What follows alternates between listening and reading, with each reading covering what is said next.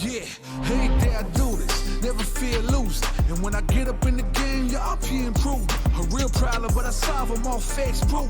And if you think I'm gon' fold, then you talking fool. Yeah, y'all wanna win, let me spin, boy. All done aside, I'm super fly like I'm hanging off the rim, boy. I been winning for my kinfolk, and I put on for my city from the intro. Let's go. I put that time in, my pride is out the roof, I get that grind in. So I'ma tell the truth, I get my grind on. You know the pressure make all of these diamonds. I tell them get back, step back, fast track, big lap, big facts. I'm past that, yeah. I'm trying to get ahead, get out the way. Now move forward, stand back. Now break away, I'm about to bring it. I ain't never backing down. Took a step up to the plate. For my city, for my town. I do whatever it takes. I'ma go and get this round. Oh, I'ma go all of the round. I ain't never backing down. Took a step up to the plate. For my city, for my town. I do whatever it takes. I'ma go and get this round. Oh, to the top, see the sights, see the sights, see the sights, yeah. Hop out and I'm scheming, ride around and I'm dreaming. Once I get the feeling, nobody can stop me. Hit it, I'm on goal, fending all you foes. Once I'm on the road, I'm knocking out of the door. I got the range. If you wanna come and stand up to me, pull up on me now. If you wanna challenge, tell me, rookie, run up on me now. I'm on the road to the top and I'm not looking back. I'm on the road to the top and I'm not looking back. I ain't never backing down. Come and step up to the plate. For my city, for my town. I do whatever it takes. I'ma go and get this round. Oh, I'ma go all of the round. I ain't never backing down. Come and step up to the plate. For my city, for my town. I do whatever it takes. I'ma go and get this round. Oh, to the top, see the sights, see the sights, see the sights, yeah.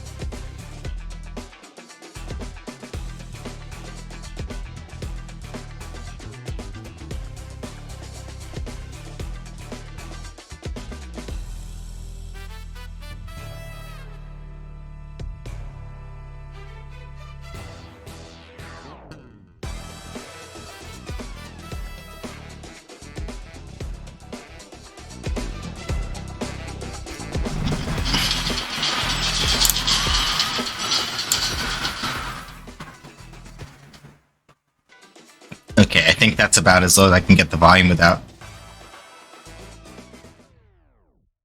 Okay, there we go.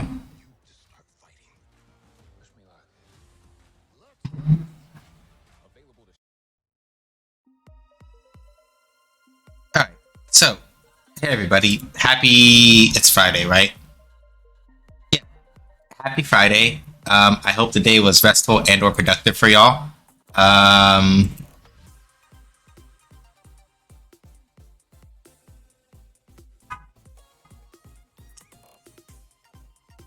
So, hi Sabira, hi Cosmo, and anybody else lurking as well. I didn't say stressful subcaption. I didn't say stressful pixel chat. I said restful. Restful. Good gravy. But yeah, that's good to hear. And yeah, also yeah, Marisa and Jiryu, yeah.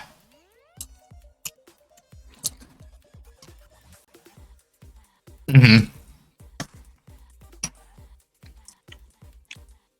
Like Jerry is basically, yeah, these are literally opposite things. But yeah, like literally Jerry is just quite literally just angry chaos by pan energy, 100%. Don't at me. And Marisa has, at least in her story, I think either in arcade mode or otherwise, she makes it very clear that she does not particularly care insofar as whether you are. I'm pretty sure they'll read as bi and not necessarily pan, because she's like, it doesn't really matter to me if you are a man or a woman. If you are strong, I think you're cool. I guess Manon is also in that picture because Manon is the one that she's flirting with aside from Zangief. So, yeah. Pardon me. So yeah, absolutely. 100%. But yeah, so announcements that I have don't really relate. Well, one relates to stream. One kind of relates to like personal things. I've been alluding to it a couple of times before, but given that like that does track with Pen to be honest, because Pen is usually that gender. Okay, yeah, I figured.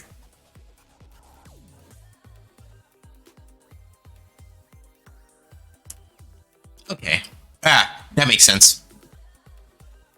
Today I learned, or was reminded, learn-minded, whichever. Learn-minded, we'll call that. Because that makes sense. But yeah, so two major things. First is that we're probably just gonna play Street Fighter 6.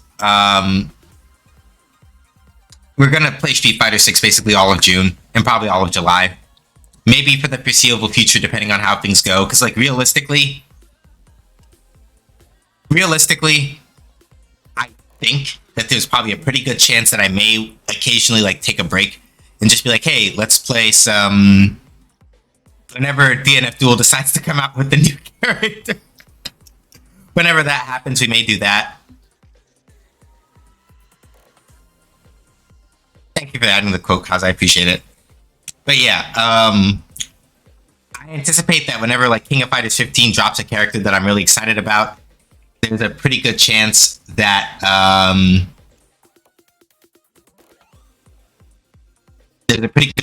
whenever a character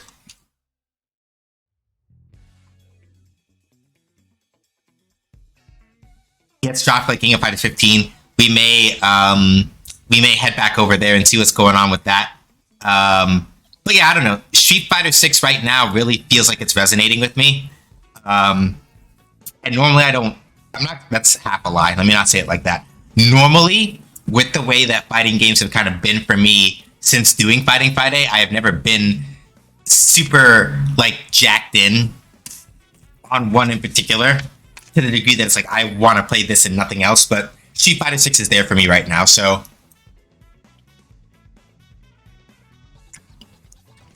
we'll probably play other stuff from time to time, or if I happen to want to feel like we need a change for Fighting Fridays, we'll probably stop doing Street Fighter 6, but there's a pretty good chance that we just have to basically but that we will be playing Street Fighter 6 on Fridays exclusively for like a hot minute.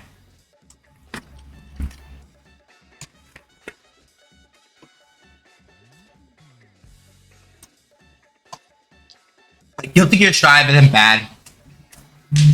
Guilty Gear Strive isn't bad necessarily, and I don't want to say like, oh, I've hit a wall in Strive. That's not really true. That's not really the case. But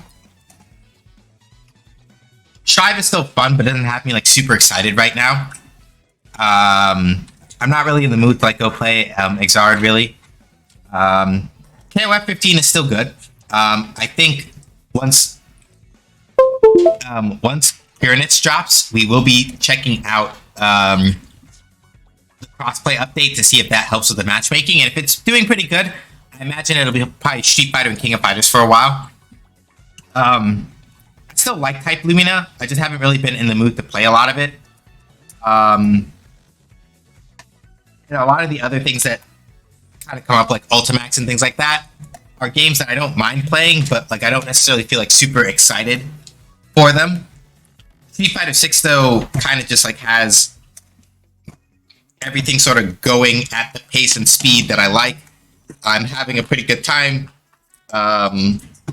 We have an active enough player base that I'm getting a good variety of matches in the matchmaking. And I guess the important thing is that I have characters to be excited about, right? I got Cammy. We got Judy. I have a funny story about Judy, actually, but we'll get to that when we actually start playing the game because y'all will see it yourselves. Even though I'm a little scared about learning Manon at some point, I would like to learn how to play Manon. Maybe DJ even a little bit, though I don't think I have like the goblin brain that you really need to play him really well, because there's a lot of like faking people out and like kind of fucking with people's heads to really make him work, and I tend to think in a very straightforward kind of way, and it's really hard for me to play characters that have to be loose as part of their game plan, because I tend to like lock into specific options a lot.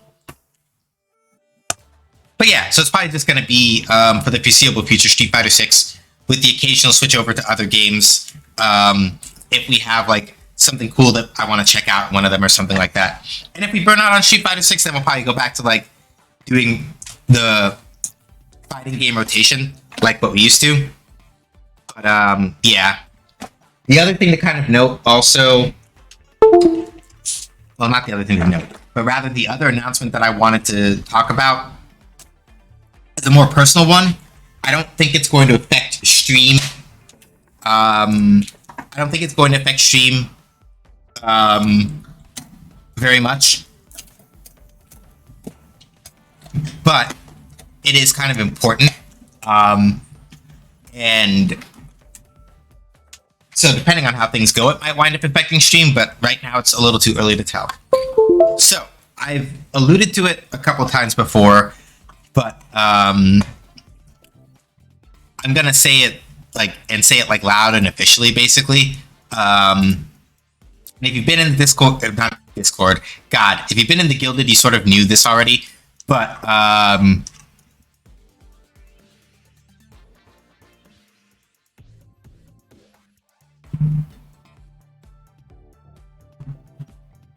the long and short of it is that I put in my 2 weeks notice at my job about what? Yeah, 2 weeks ago. So basically after June 24th, your boy's done at the spot where he's at right now. The simple answer, to be completely honest with y'all about it, is not so much that it's like I'll put it like this. The place where I work is just going in a different direction than where I'm going.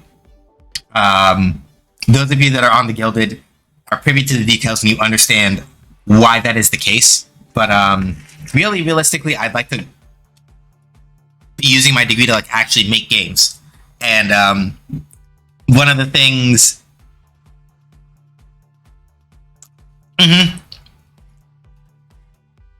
Yeah, today's intentionally no cam day. Not because like I feel bad or anything. It's just that like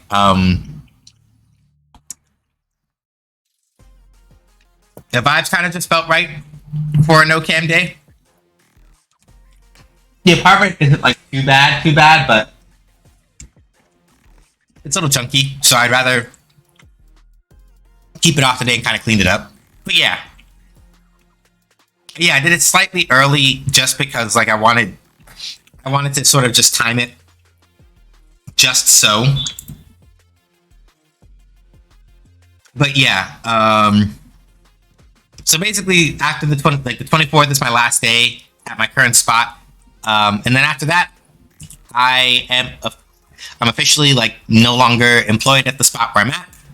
I just want to get back to making video games, and the job that I had didn't really allow me to do that. It was supposed to. That was sort of like the thing that they sold me on when they brought me on board.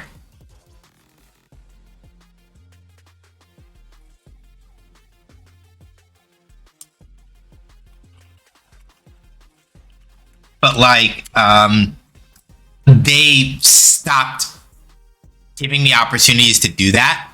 And so while I grew in some ways professionally while at the job, right, there are ways in which I stagnated a lot. It was just one of those things where it's like, yeah. And it's not entirely, and it's basically because the person that I kind of like negotiated that with eventually wound up leaving.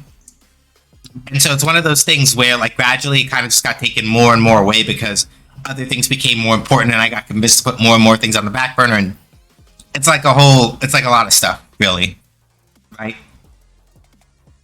And so realistically, right, this is much to their detriment because without going into too much detail, the whole point of my job was that I was teaching students, right, how to make video games. And the thing is that if I had been given the room to actually continue developing independently, that would have given me more contacts to bring in. It would have given me more skills to be able to figure out how to teach and disseminate.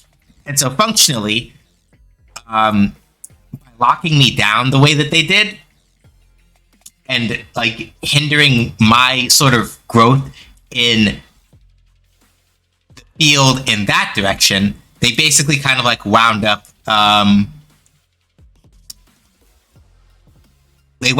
basically putting me in a dead end, right? And the same thing with a lot of the other staff, without getting too deep into it, right? So yeah, it's just time for me to go because they have their idea for how they want to go forward with things. I've been there like 6 years, and they have what they want to do going forward, and I want to go back to making video games. So,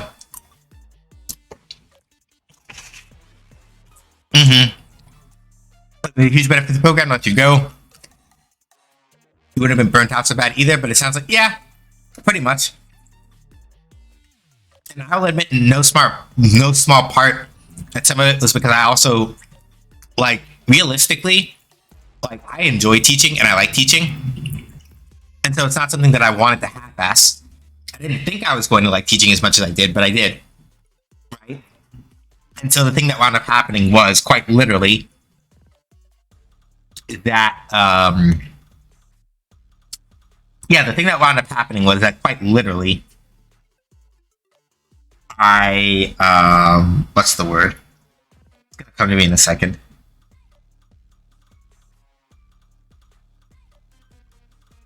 Yeah, like I wanted to do a good job with teaching and doing all of those things. And the end result of that, right, is that I didn't push back as hard as I could have against a lot of the things that I had to deal with. Partially because I couldn't, but also partially just because, like, I was like, you know what?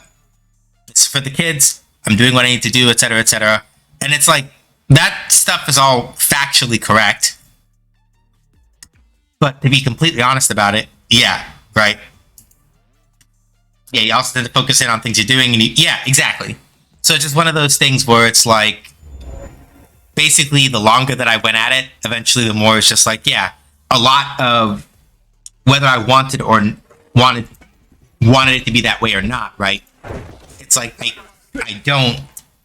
try not to operate from a place of if I have work to do, I half-ass it on purpose, unless I'm feeling like spiteful, which is something I learned from this job, but that's neither here nor there. So yeah.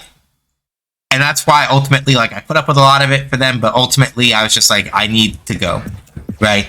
And it's one of those things where people will tell you oftentimes, right, that it's like, oh yeah, you can just do your thing on the side, and it's like, that's still very difficult because,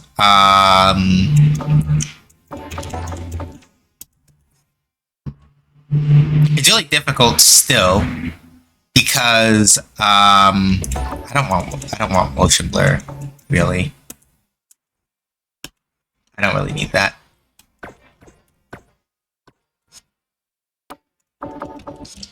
And it's one of those things where, like, I'm gonna catch my train of thought in a second. Yeah, the whole thing is largely just that. It's like, yeah, I didn't want to like half-ass it for the kids, and so it's like, okay, no, but the job is still paying well. It's letting me do all these things, X, Y, Z. Yeah.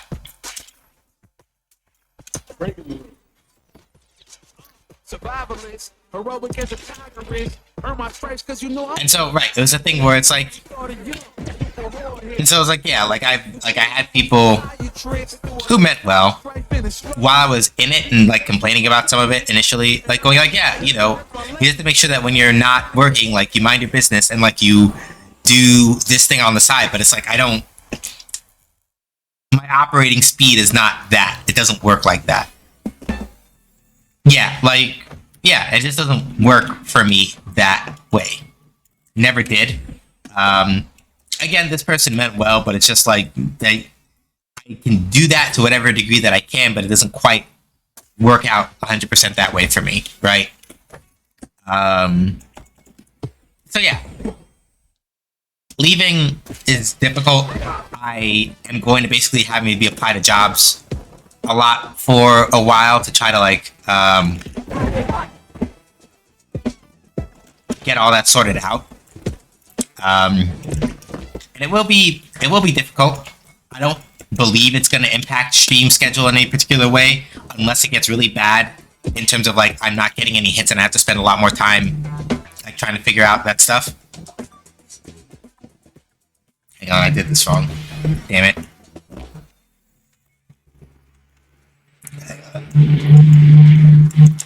We're just doing anti-air practice to start because it's something I can kind of like do. I can do and talk and not think as much about it.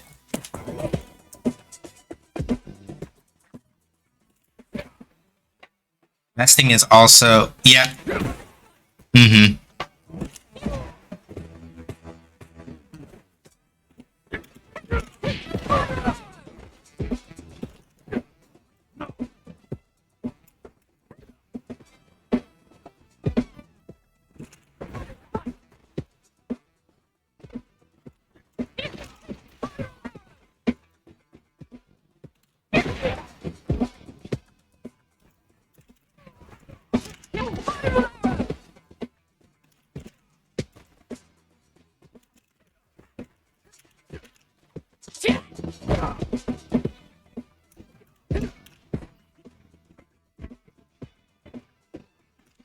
So the reason why I'm doing this anti-airing practice, to get off the subject of like, you know, me talking about job stuff for a while, it's just that for me, anti-airing people at like these ranges is very difficult, and I tend to have a hard time doing it accurately.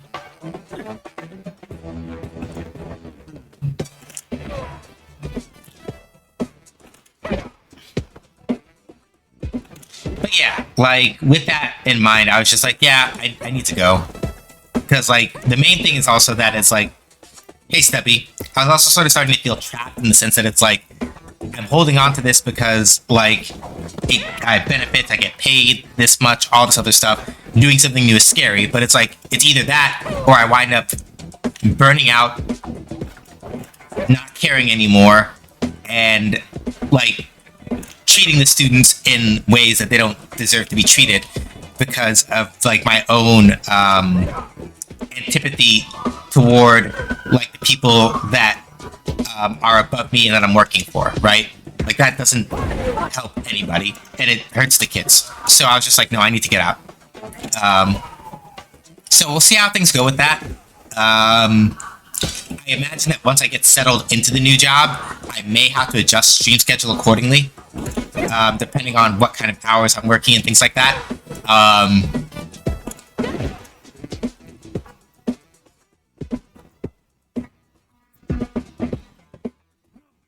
And we'll see what kind of work I get, really. I have other things that I can be doing in addition to like trying to get a full-time. I've got funds to kind of like keep for a while and all that other stuff. But in a general sense, if at any point, right, people are feeling so inclined to be like, well, okay, if this is you out on your own like this and you don't know where all this is coming from, right? Right, and you're worried about all that, right? I will say, especially given some recent news that we've heard about Twitch, not that I qualify for this anyway as far as Twitch goes, but given some recent news I've heard about how Twitch wants to handle splits anyway, and then I just got like a piddly ass payout from them like just a little while ago. Honestly, it was like, but we want to support SJ and make sure that SJ is like okay and things like that. Ko-Fi subscriptions, I keep more of that for longer.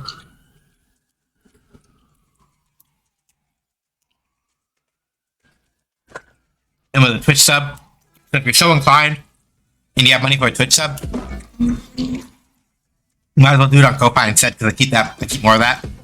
If you want to do both so that you get access to emotes and things like that, I'm not going to stop you. But if you ask me which one I would prefer, I'll be real with you and say Ko-Fi. But if you want to do both so that you get all your funny emotes like Max and Break and things like that, then you can do both.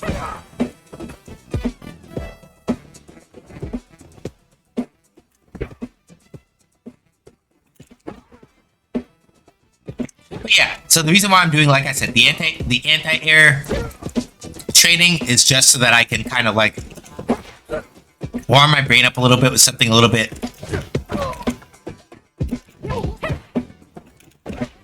I can warm my brain up with something a little bit less like intense.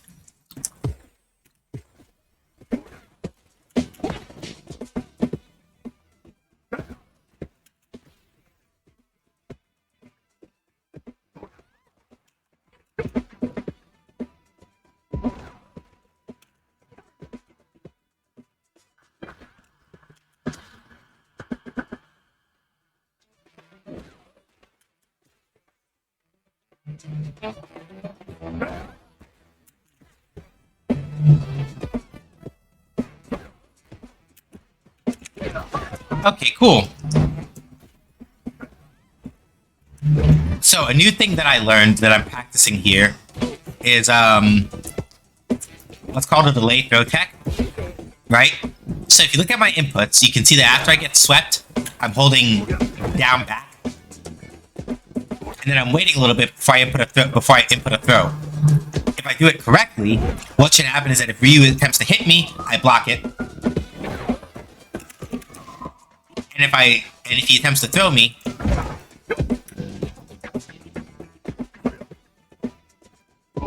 oh, hold on, I have to actually let him like knock me down. So there's that. So there are features in Street Fighter 6's sort of. I would say that the main thing is that what they've done is all of the settings from previous Street Fighter games are already here. It's just that they've also added in they've added in like slot randomization, right? And they've added in what's called simple training settings that just automatically set up certain parameters with Ryu just so you can practice doing certain things, right?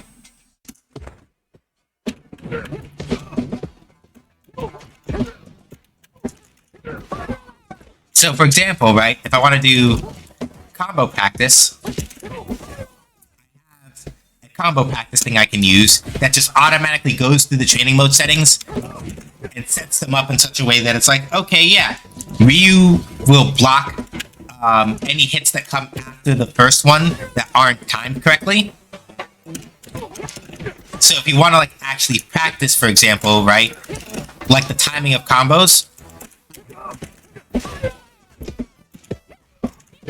you can do that with that one. If you want to practice anti-airs, right, you can turn on anti-air ones.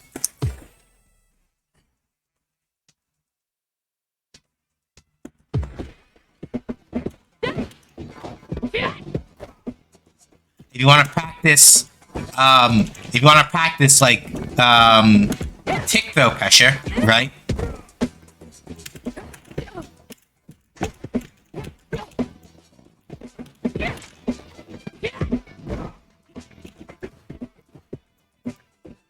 There's also an option for that, right?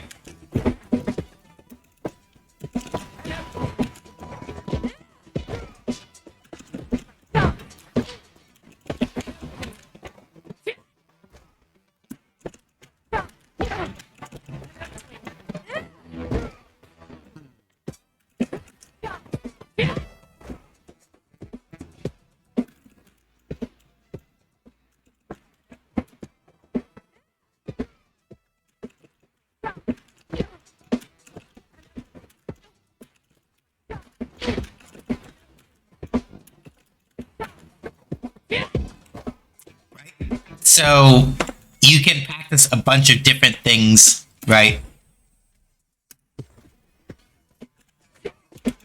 So I knock down Ryu, he does that.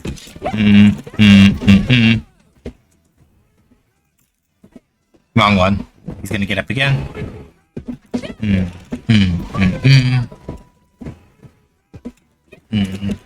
Hang on.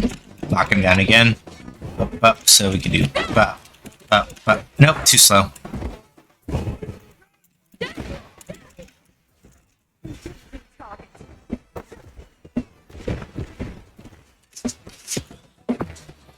Locked on.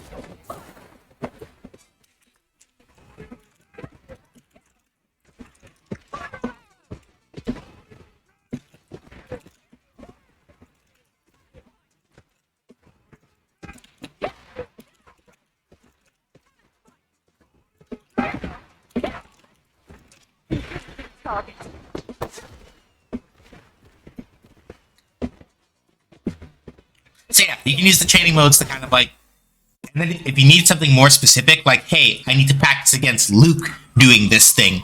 I need to practice against this character doing this thing. You can still record more specific things for that character and do that with them accordingly, right? Like you don't have to just limit yourself to like fighting against Ryu. It just means that you have to set up some of the more complicated stuff yourself if you really need to. So yeah, it just has simple options that let you use Ryu as sort of like your practice person, right? And also, you do in fact get an explanation of the frame meter as well, right? So you may notice it on the bottom, right? But the frame meter does actively explain to you. Let me take it off of this other thing so this is a little clearer. Who do you want to put in instead? Manon should be good enough. Right? So the frame meter at the bottom does also actually show you, right, start up the active and the recovery frames of yourself as well as the enemy, depending on like what happened to them, right? And so the frame meter does actually explain, right? Or the frame meter does actually explain like which colors do what, right? And yeah, like it says here, right? So often if you hear people talk about frame data in fighting games, people start assuming I have to memorize every single bit. No, you don't. You just need to have a general idea of what is plus, what is minus, and what things happen to be really plus, and what things happen to be really minus. Even vaguely. You don't need to know the exact number, but if you're like, yeah, this is minus-ish, you can make things work. As an example, right? So to explain the way that this actually works as far as like startup, active, and recovery frames. So, startup, right?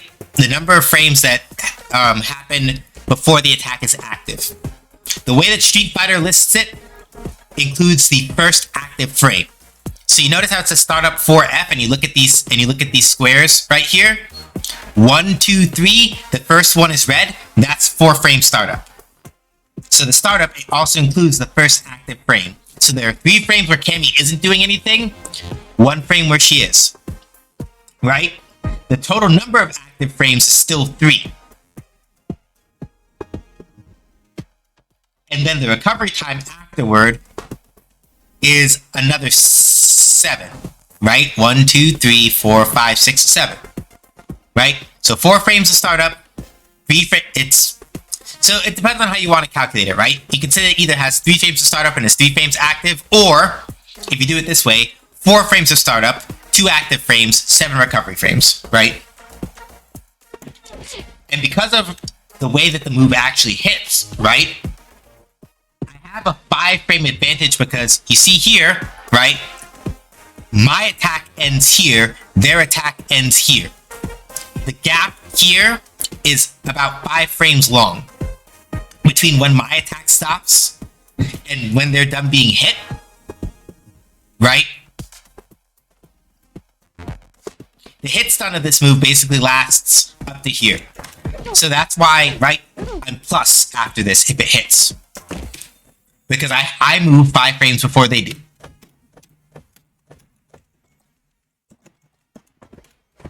If the enemy is blocking, on the other hand, right,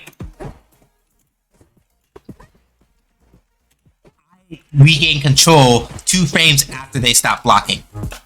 Now, this move is unsafe, but it doesn't mean that I'm automatically like screwed over, unless I do something like an EX move with invulnerability or something like that, right?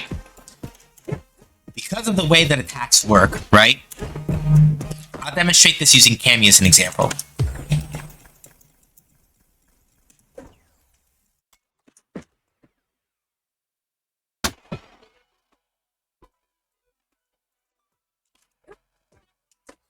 Hang on, if I can do this correctly. Oh wait, no, I didn't have to do that. So, I forgot. Something else that's also really... I was about to sit here and record that like I was like a silly. But the nice thing also about this game's training mode is that you can actually have your opponents, right?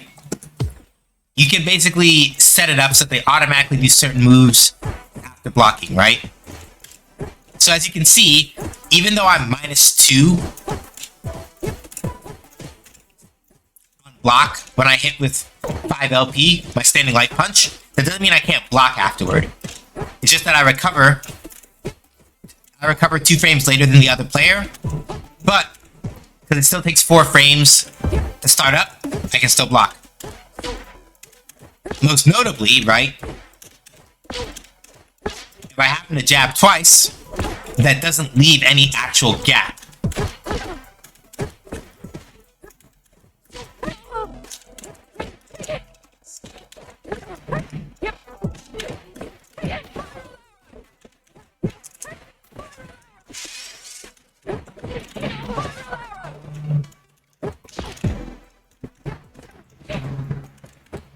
You can even cheat and go like, well, cheat, sort of, and go down here. You can sort of fight. Not really. It's more like I can tell the CPU to do very specific, it's more along the lines of, I can tell the CPU to do very specific actions when they're knocked down, when they block, etc. So it's not so much that I'm like telling them to fight like me, right?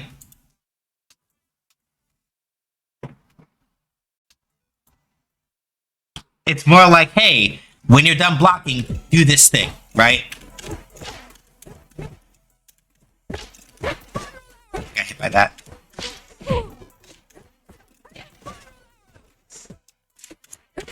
So it's very useful, right?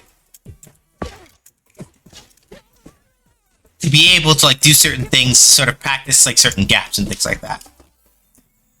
You can also do a thing where you turn on multiple slots at once. Oh, huh. Cool.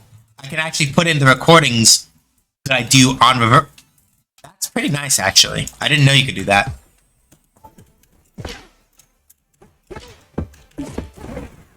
Right? So, as you can see, right, those white boxes that show up in the frame data mean that for those frames, I can't, like, whoever it is can't be hit if the boxes are fully white like that. So as you can see, right, doing this double jab works fine if they're not doing something that has invul at the start, but if they are, you get hit. However, right, for various other reasons, it may not be practical for someone to just kind of like use an overdrive move like that, or something with invulnerability to get out of that situation, right? So it's a thing where people start thinking initially that frame data means that certain things are immutable. It's like, oh well, according to the frame data, like this beat this. Yes, going by the raw numbers, but then it's a question of, is it practical for most people to either anticipate that you're going to do that and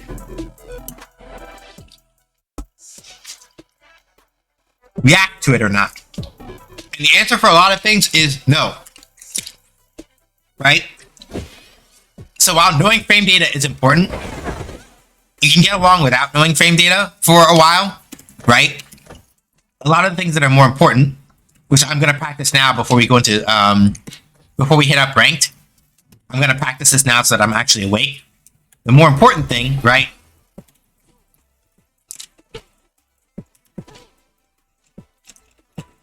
is good old-fashioned knowing the range of your buttons, right?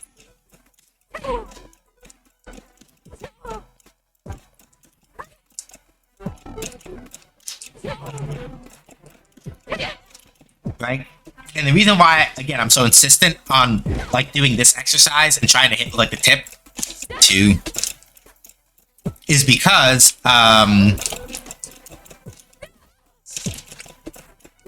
right? Being up close to somebody is very easy. You know that all your attacks will at least make contact, even if they're not blocked. But the harder part is knowing where your attacks end. Because a lot of what you're going to wind up doing, especially in Street Fighter, is a lot of this, like, kind of back and forth, trying to see if people are going to, like, throw out a button or do something else, right?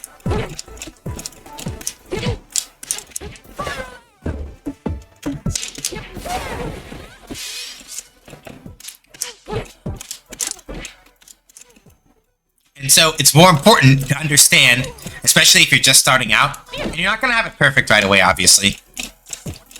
It's more important, rather than like knowing a lot of combos and things like that when you're first starting out, to just sort of know where your buttons start and end, right?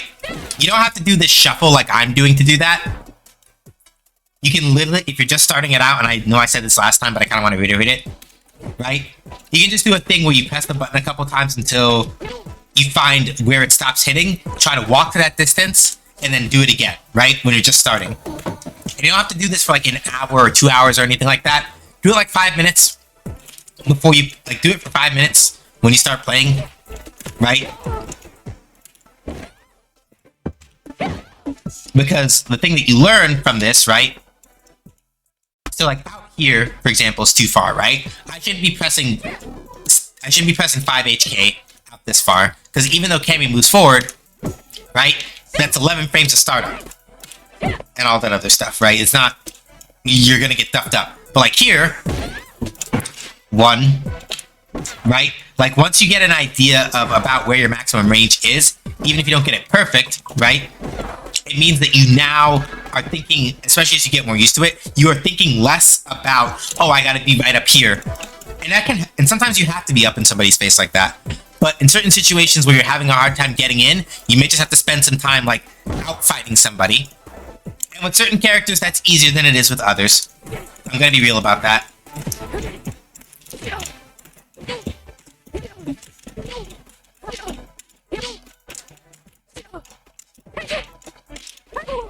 But the point is, right? And also to sort of help judge that, I know you can't tell because I don't have camera on. I am not looking at my character. I am not looking at the opponent. I am looking at the space in between us when I'm trying to measure, am I close enough? Am I too far away, right? Just for this, I may turn off the,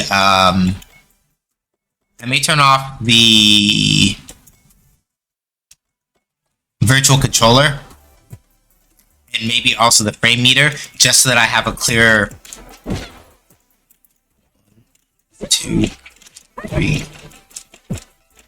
4, 5, 1, 2, 3, 4, 5, right? And so, like, the main purpose of, like, me going through these the way that I do, I should probably also do these too.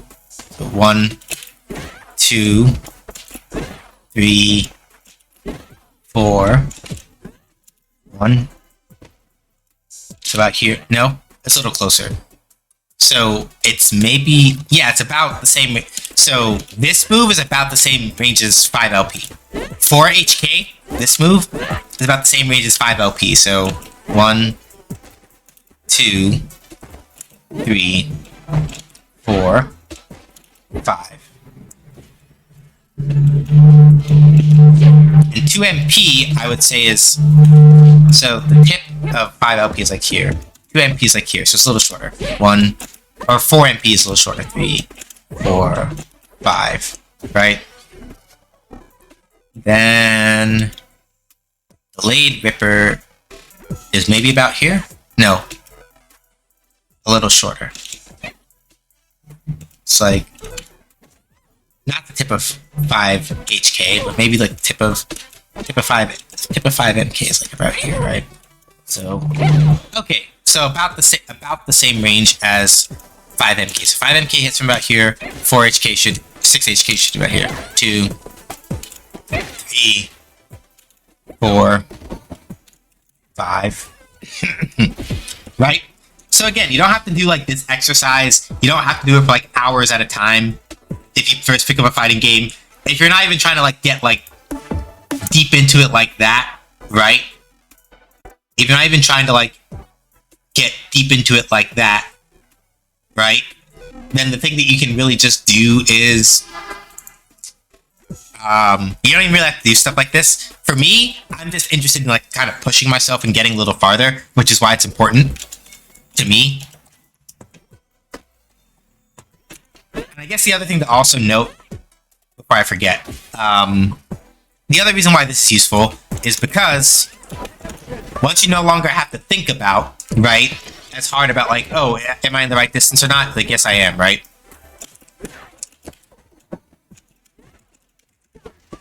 Wrong version of Spiral Arrow. It's sort of like the same principle of martial arts, right? Once you're not thinking so hard about what it is that you have to do, right, you are able to, and this is the part that like people get mixed up on a lot, right? They sort of just assume that it's like, the thing that a lot of people just assume a lot of the time, right, is that it's like, oh yeah, well, you know, people who play fighting games are just like combo robots. And it's like, the thing about a combo, and I've said this before also, the thing about a combo is that it's not,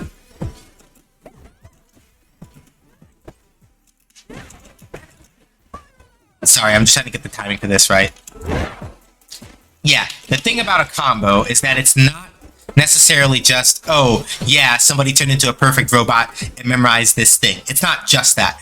The combo is the reward for winning the neutral game, right? If you make a good call out, if you catch somebody slipping, if they do something that they shouldn't have been doing, right? Like, literally, right? It's like, oh, well, like, I'm gonna turn on the blocking thing again to kind of prove my point here, right? So this is the point I'm going to prove here. Where's the guard option? Here it is, right? Right? You pressed the button when you weren't supposed to press a button. Right? Therefore, you get comboed for it. And you're like, well, why am I getting punished for that? It's like, you made a bad bet. And it's sort of the same way, right? in martial arts, where it's like, oh yeah, you know, I'm sparring against somebody, I do a kick, I misread how far my leg would reach, oh, they slipped under the kick and popped me in the jaw, right? It's that sort of thing, right? So yeah, like, people have a bad habit of doing this thing where they just go like, yeah, like, combos are like cheap in fighting games, and fighting games shouldn't have combos, and it's like, okay, there are fighting games that are not as combo heavy. Oh right, I forgot. Samurai Showdown 2019 will probably make it back into the list at some point, though I will do a better job of also saying content warnings for Sam Show is that there's lots of... Okay. I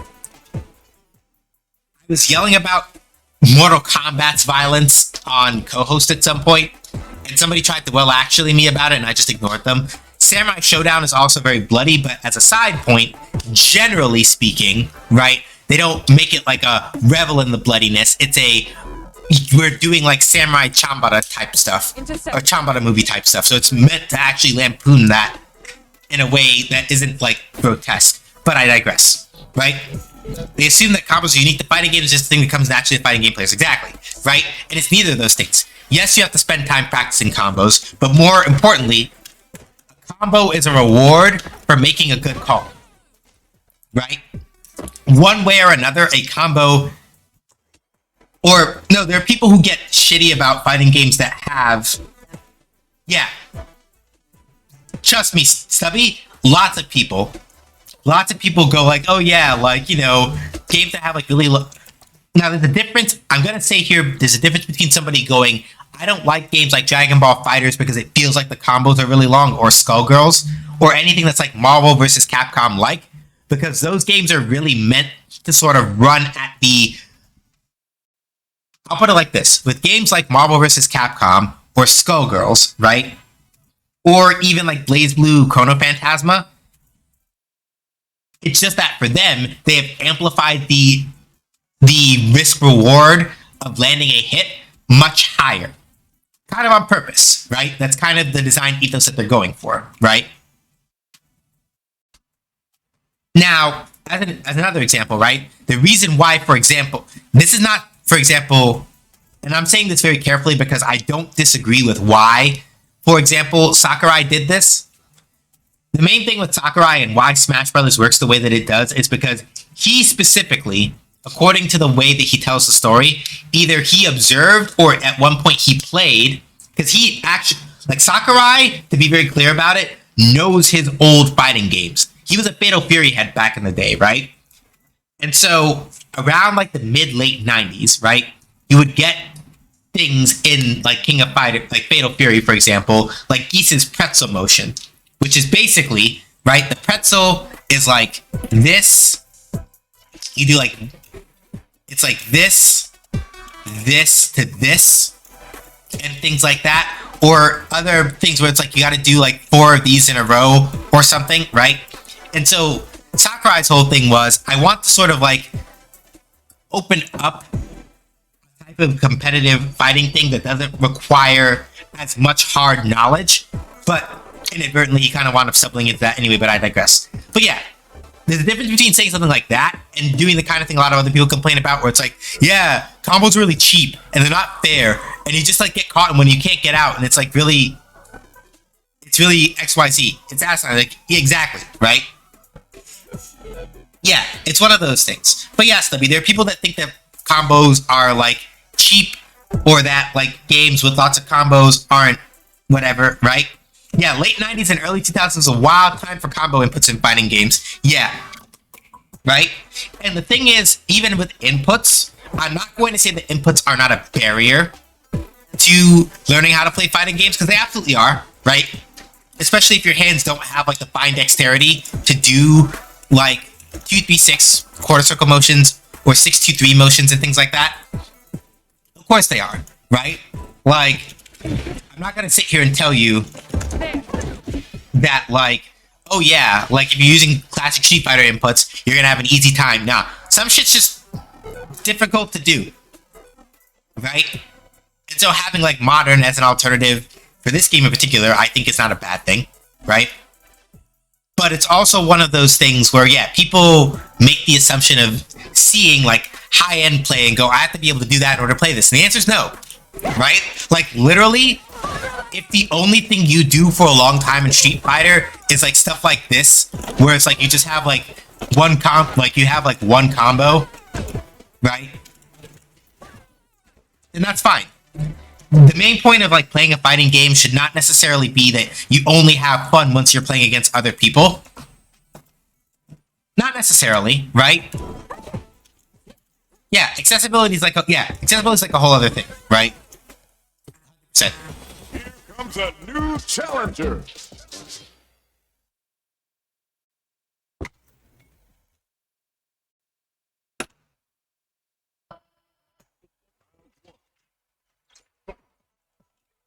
Okay, let's see.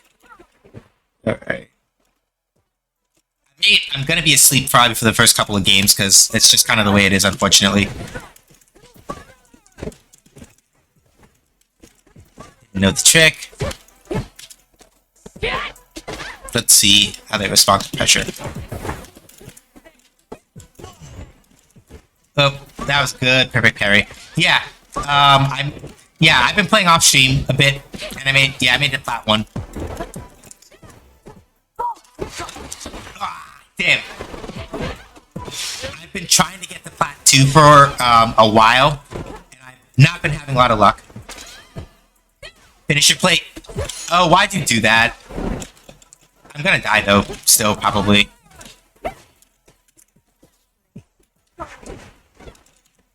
Nope. Wow, these perfect parries are good. Yeah, I'm still a little bit asleep, which is, it's probably gonna take me a couple of matches to like actually wake up. I may have to go to casual match first and play a couple of those to properly wake up so I don't like tilt off the face of the earth.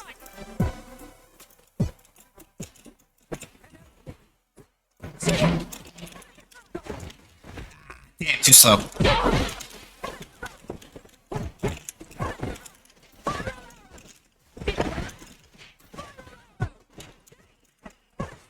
Oh, okay. Out here with the parries, I respect it.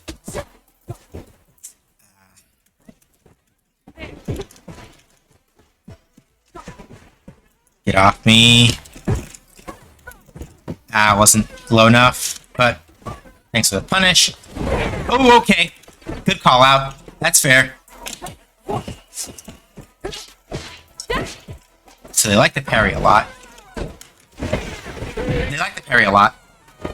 Which is not bad. It just means that I have to be a little more careful about how I do certain things. Because y'all saw, like, that freeze frame parry that happened to me, like, twice is a perfect parry. It reduces your damage greatly afterward, but, if you're able to, like,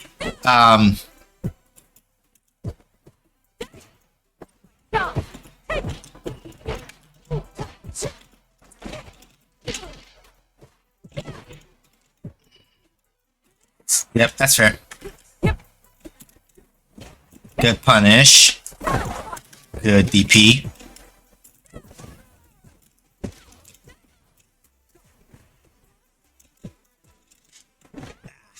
That's fair. Yes!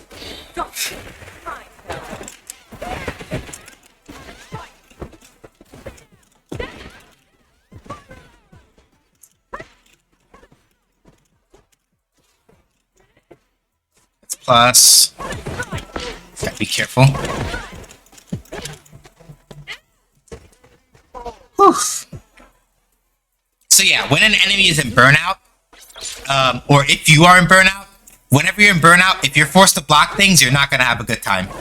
It's the simplest way to put it.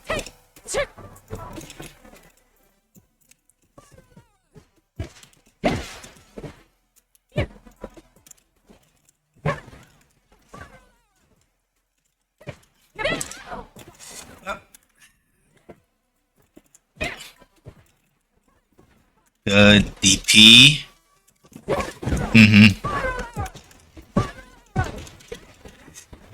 Damn it. Good. Pierce.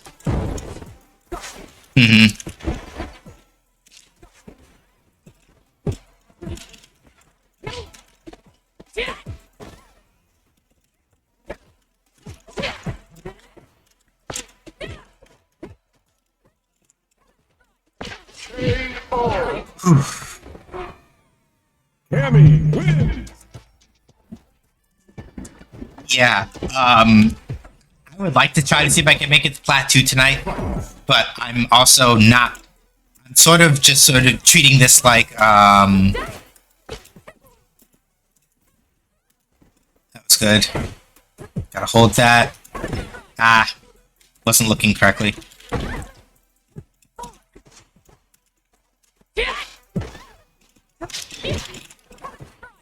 Yeah, that wasn't safe.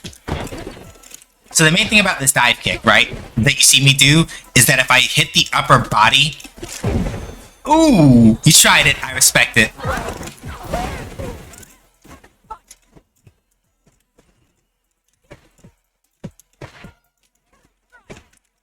If the dive kick hits the upper body,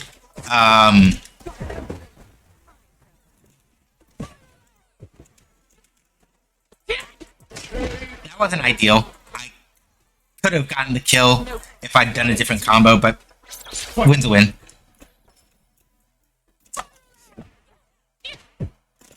Ooh.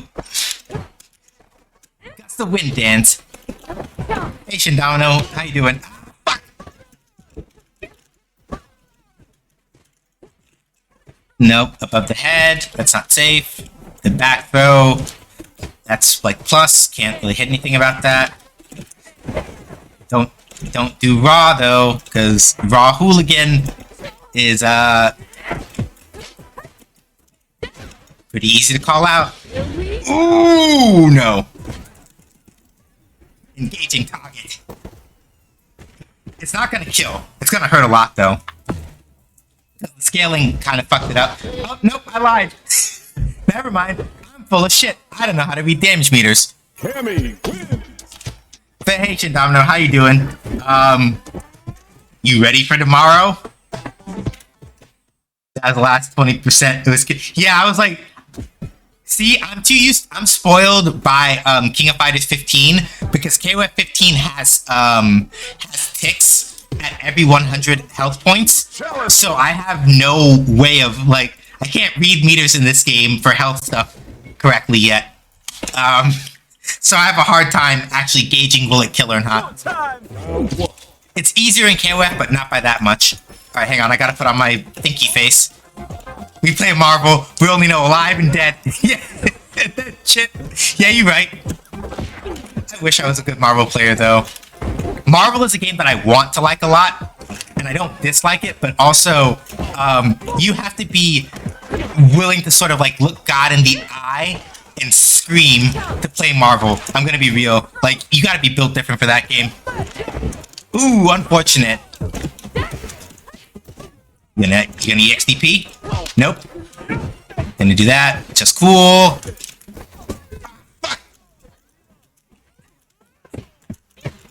Not the Yardy leg. Please not the Yardy leg, I beg you.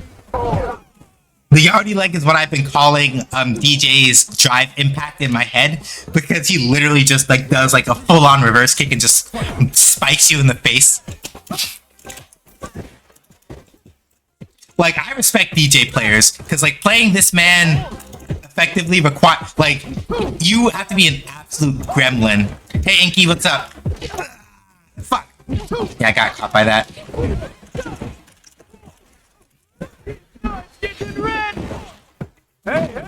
Yeah, like, it's for the same reason why I enjoy playing Dragon Ball Fighters, but I'm like, I'm never gonna be a good DBFZ player, because you have to be built different to play that game, and play that game well. Goichi and Sonic Fox are wild as fuck in that game, and it's really cool to watch them, but also I can't hang.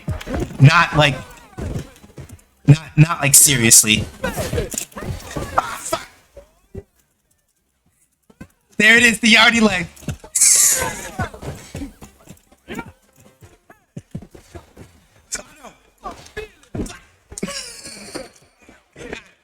It hurts. Yeah, the Nietzsche. Yeah, I want to give it a try again once rollback is in. Same for like Grand Blue versus Rising and things like that. Nah, fuck that. I might die though, but it's okay. Like, I've accepted that. Yeah, like DJ. DJ win. Like, I I know that we joke about Dante from Devil May Cry being wacky woohoo pizza man. DJ in this game is like wacky woohoo soca man. It's very scary. Wacky woohoo dance hall man. It's like yeah, and that's why like as much as I would like to learn how to play DJ, I kind of acknowledge that I probably won't be able to, because you have to basically like with DJ, it's a thing where like if you're playing as him, especially, you have to be flexible in terms of how you think about your offense and things like that. Because if you get predictable with DJ, you die. But if you're unpredictable with DJ, you kind of just fuck people up, and it doesn't stop. I didn't want to do that. I wanted to do Spiral Arrow. Fuck! Yeah. No problem. But yeah, hopefully you're doing well, Inky. Well, come on in. But yeah, like, yeah, DJ is like absolutely not fucking with you. Like, he can feint his up kicks, he can feint that, he can sway back, he can sway forward. It's like a whole bunch of like just wild shit that you're like, when are you going to stop? And the answer is that he doesn't.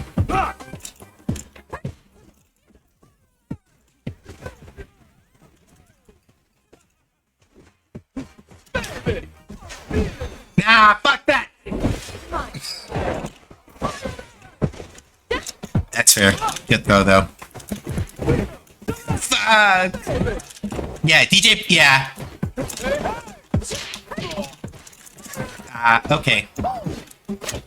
We got him in burnout, though, so that's a little bit more manageable. Whoop. Hang on. Yeah, okay. Once he's in burnout, much more manageable, because that locks him out of, like, EX Fireball, it locks him out of, like, EX up kicks, a whole bunch of other stuff. Yeah. DJ players and Chem players are very similar in that, like, no, DJ players do not give a fuck, and they will run riot. But the main difference is that with, think about it a little bit and describe the difference. Like, Ken is aggressive, and he overwhelms you by being aggressive. DJ overwhelms you by just doing shit. And making you go, what the fuck is he gonna do? More than it is like... That's fair. Damn. No, fuck! It didn't... The other one didn't counter hit, I forgot. Nah, fuck that!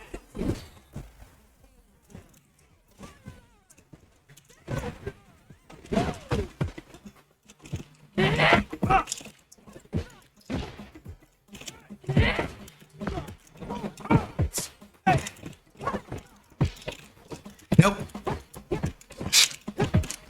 Ooh, fuck.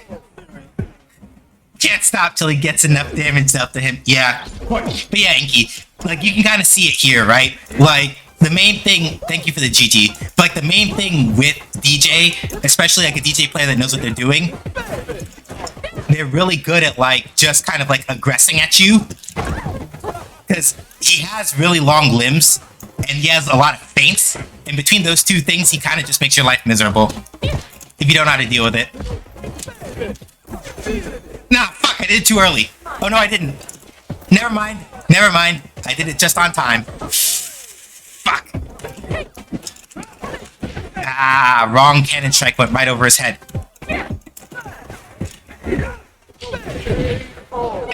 If I'd done a different cannon strike, the angle would have been a little narrower, and I would have caught him out of that side kick. But we take that.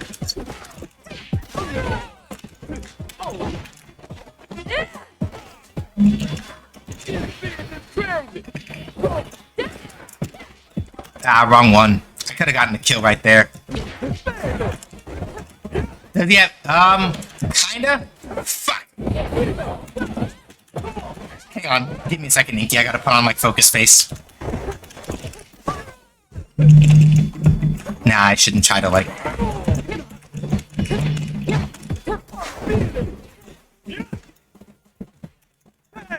Shit.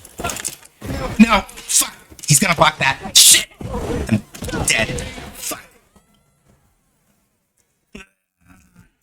too nervous. I thought that DJ was gonna do something, and I wasn't looking, and I assumed it was gonna be like drive impact instead of drive rush. But yeah, basically the main thing with DJ, he does. I haven't looked at his hit and hurt boxes yet because we have a mod that shows the hit boxes and hurt boxes, but I haven't looked at them yet. I want to say that probably with a lot of his buttons, he probably does put with a lot of his buttons, he probably does have like a lot of like lingering hurt boxes and things like that. Hang on. Nah, it's not safe.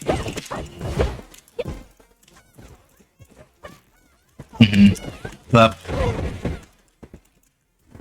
did I do that? Too impatient. I think I fought this Kimberly like last night.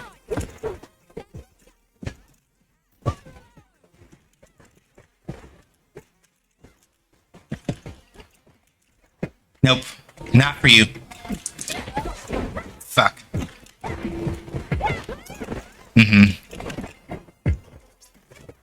Nope.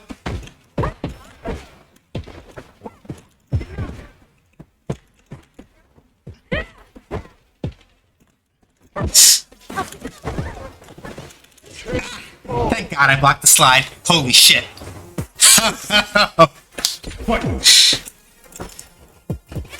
Nope. Sit down. You can't do that raw like that. You gotta make me more afraid first. Like if you just do that shit raw.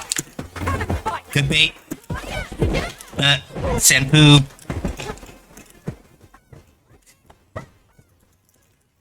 Nope. Too slow for that to come out. I didn't do it right. That should probably hit. Yep.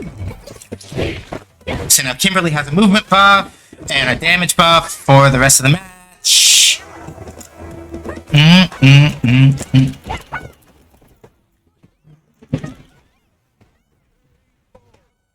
Alright.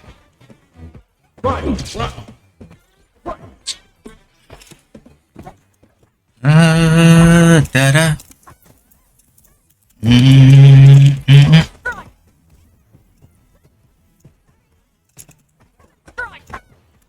Nope. That's fair. Bub, Senpu. Nope. No! That doesn't work. Damn it. And I keep...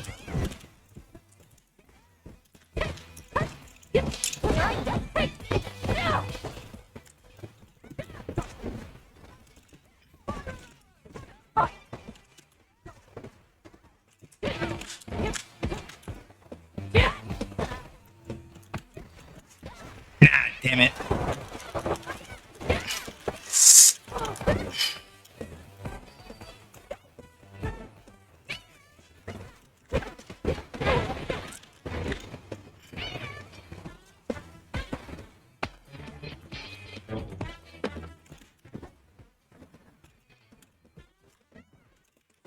Nah, that's fuck.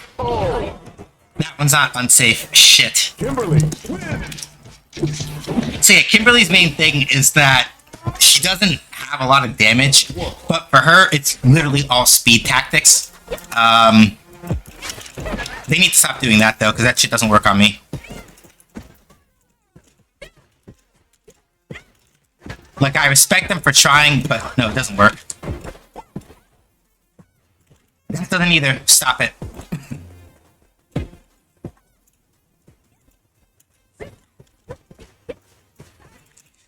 Okay, that's fair. That's the one thing I haven't caught on to them quite correctly for yet.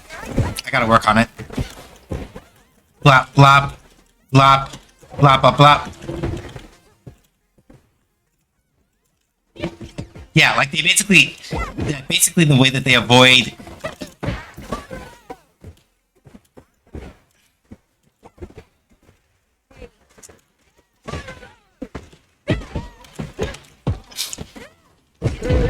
Oof. Sit down.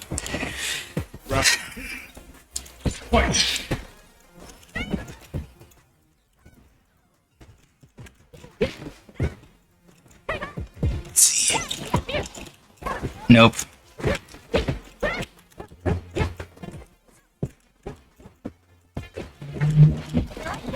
Nope. Fuck that. To the corner with you.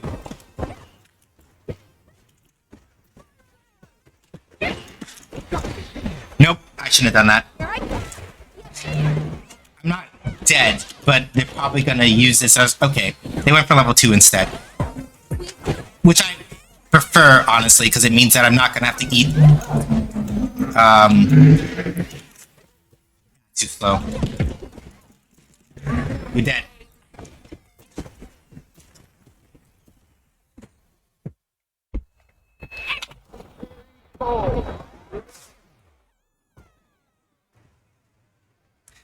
Whew. Yeah, so like that's the main thing with Kimberly, right? She's gonna use speed tactics to mess with you.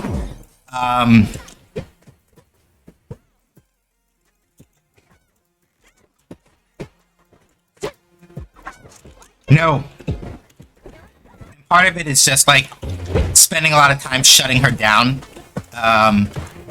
when she tries certain things. No.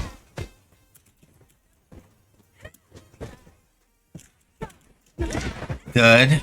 Blup, blup, blup, blup, blup.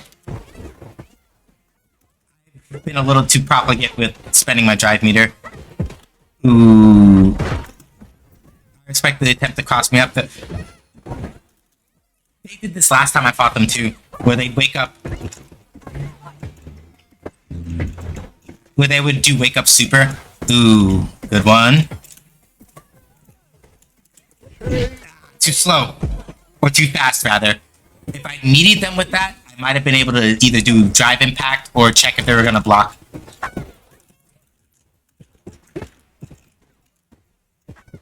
No.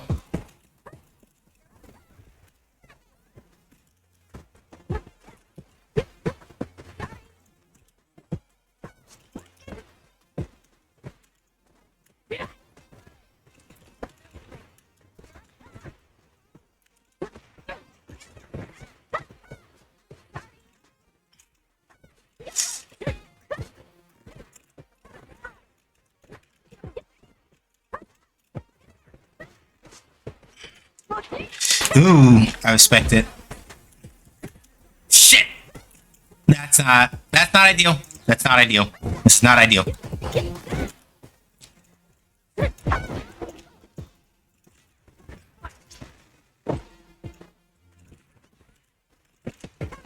don't want cannon spike. I do not want cannon spike.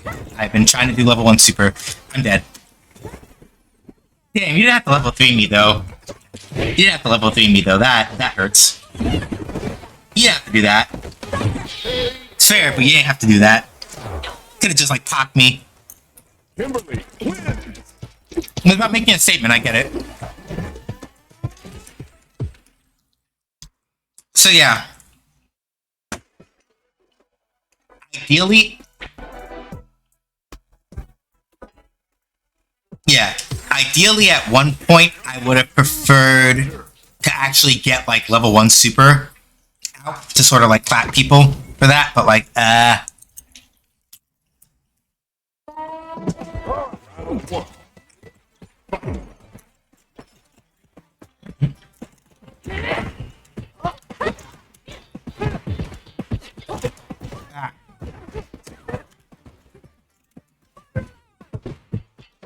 gotta get a little more consistent with, yeah,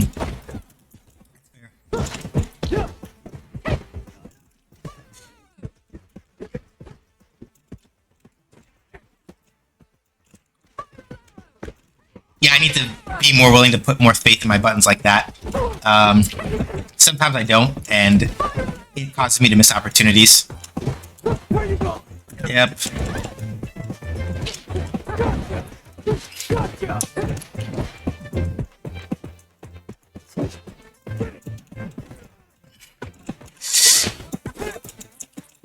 It's also a little... Ooh, unfortunate. It's a little difficult to, like, you have to be very careful when you're trying to, like, space Luke out like this, because, like, ah, fuck! Oof. You have to be very careful because like a lot of Luke's buttons move him forward when he uses them. So if you're like carelessly throwing out buttons against Luke to like try to like harass him with pokes, and you're not measuring your spacing properly, you'll walk forward into something and get yourself fucked up like that. An EXTP? Nope. Shouldn't have done that. I should not have done that, rather.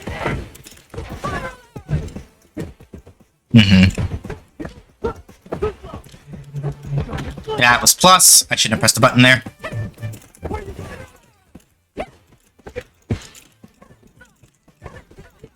Nope. It's not gonna kill, but I want to put more damage. I want to put more damage on and keep his drive meter from regenerating, so I can like.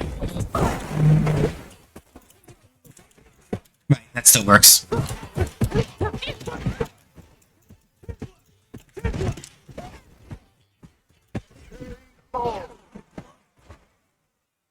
Cammy wins. So the reason why I was willing to like risk that EX spiral arrow, I was expecting it to either chip Luke out because of all the hits, or that he wouldn't react quickly enough in time.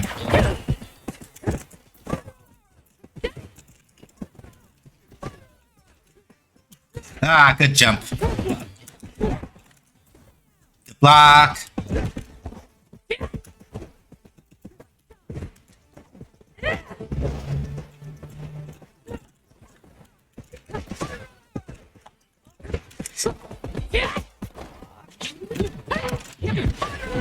Ooh. Round 2. Is it bad that Cammy's giving me big jinx from Arcane vibes?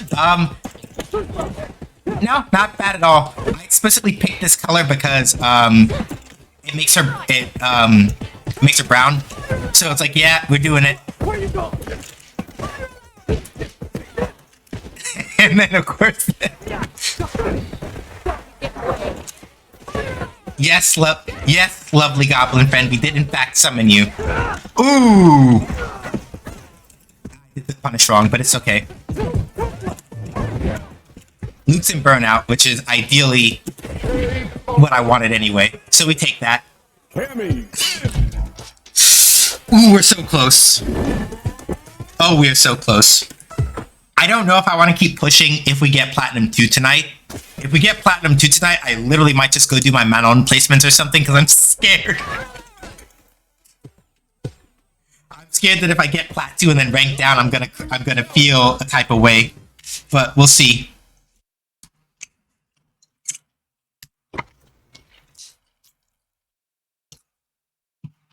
You did summon me? Partly the brightly colored long dual braids, but also the attitude, yeah. Okay, I shouldn't have done that. That's kind of bad.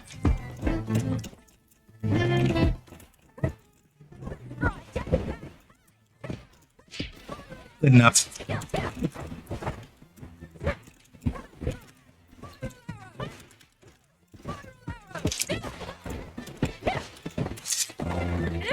Or this Lily might... Oh, but a parry! But no tomahawk, though?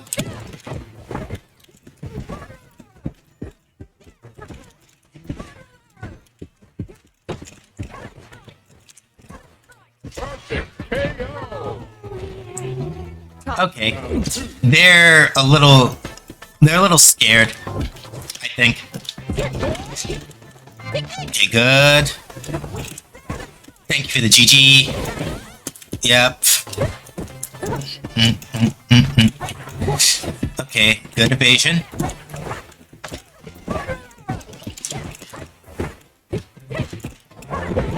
Good. Hey, XCB, what's up? I also like Lily a lot. It's just that, like, she is a character that I would like to play.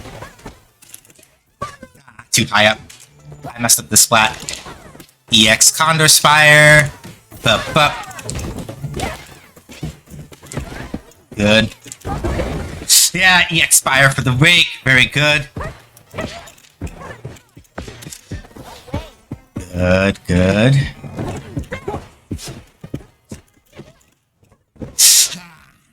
Okay, take it easy, Sean. Take it easy. Take it easy.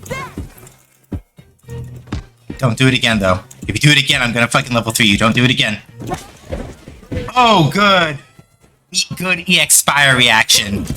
Yeah, doing hooligan like I just did in neutral is like, don't do that as a Cammy player. That's not a good idea. That's plus. Yeah, they finally found their rhythm a little. Because before they were like really scared and just they kept letting me like do stuff like this.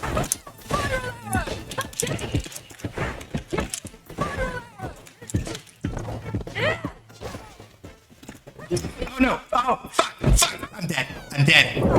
Mexican Typhoon! I'm dead. I'm dead. I'm dead. Lily players love doing this, and I should know better by now. Like, Lily players will literally sit on meter, and then fucking throw you with Mexican Typhoon the moment... Raging Typhoon, rather, sorry. They'll throw you with Raging Typhoon the moment that they get a chance, and it's like... Why did you wait so long? It's like... It's to teach you the fear of God, basically. I appreciate you being so encouraging after that first round. Yeah, because like it's the thing where they were like you don't get to platinum with Lily and not know what you're doing. It's just that I'm like, they feel like they're scared of what I was, but now that they have my feeling a little bit, they're playing awake a little more. Fuck. Hey, Mojo. Round 2. Yeah, she's awake now. She's awake.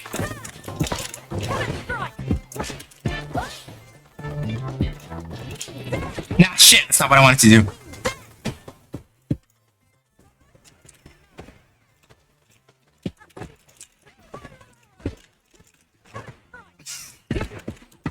Why did you take that?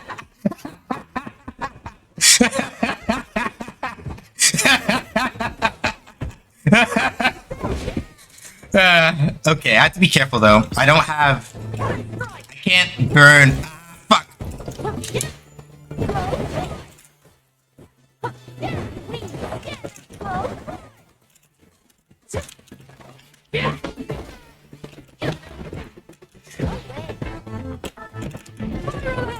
Plenty of Kens.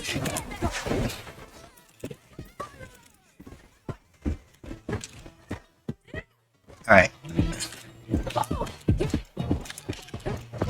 I'm so scared. I'm so scared. I'm so scared that I'm literally gonna get hit with fucking... I'm so... Okay, no, that's not what happened that time. That's fair. That was good. I was so scared of getting hit by reversal Raging Typhoon again, and you could tell, because like my brain was just... I was just like, I don't want to get close. I don't want to approach. And that's the thing, right? People who get like really weird about fighting games don't appreciate sometimes the psychology, right? Because you notice I got hit by that reversal Raging Typhoon one time, and then I saw that she had meter for it again. I'm like, don't come near me. Don't want it, right? The fear. Speaking of Kens. Yeah, that was a plus. Ah!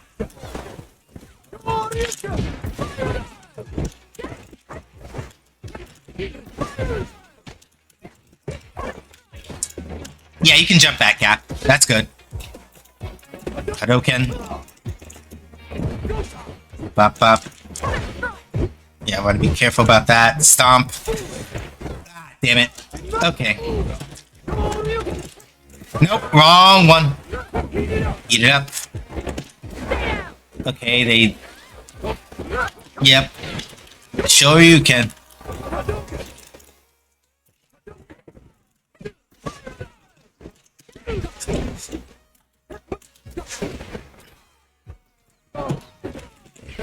I mentioned last night that I picked up my own, right? I don't know if you did, but that should be fun and exciting. Yeah, like I would like to learn her next at some point. Fuck! Too slow. Heat it up. Put the combo ends there at least. Hadouken. Sure you can. Hadouken.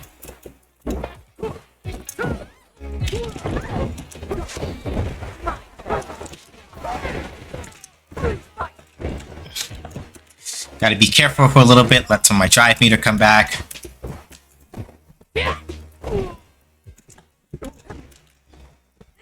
Lyrical, I clean my medical supplies, TM.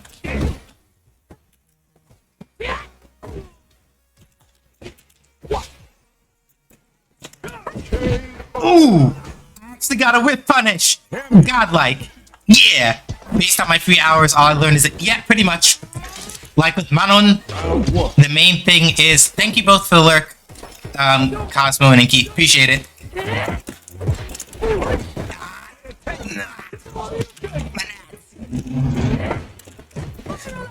Good punish. I got too greedy.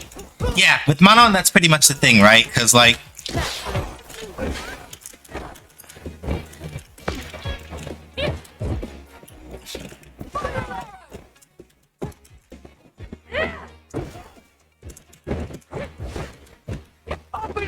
Yeah, good, there's a gap there. Hadouken. Hadouken. I need to be a little more careful about my meter usage, though. Good.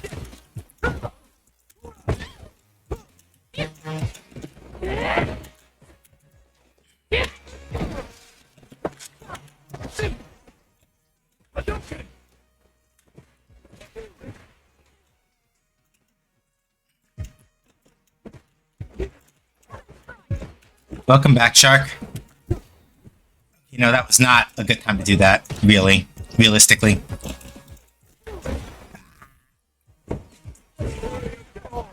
Yeah, basically the worst. Basically, you don't want to try to drive impact a jump in. Don't do that, because people will have enough time to catch their first hit. Like, if you do if somebody's jumping at you and you drive impact, their first hit will hit your first frame, they can land and drive impact back. And then you just have a bad time.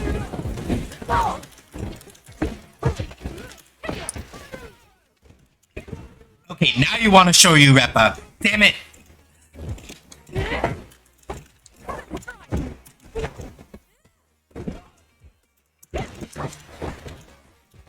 Up and over. Why did I do that?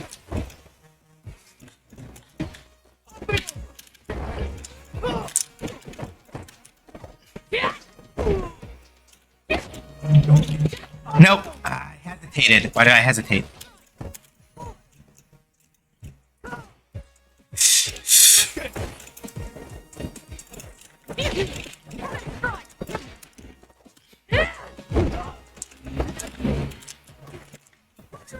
Dead. Fuck! It didn't come out in time. I did the cancel too slow. She's got some of the best buttons and best A in the game. Yeah, pretty much. Like, that's her whole thing. Like, if you don't fuck around in the neutral and you kind of just pay attention and pick your times well for when you want to, and pick your times well for when you want to do certain things.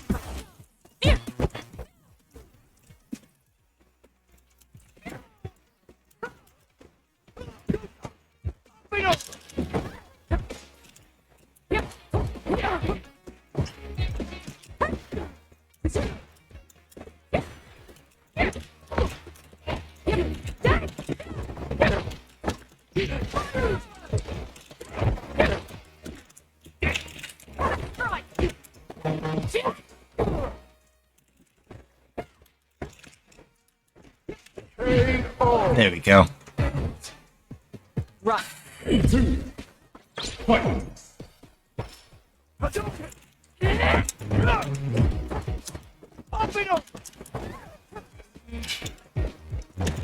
There we go.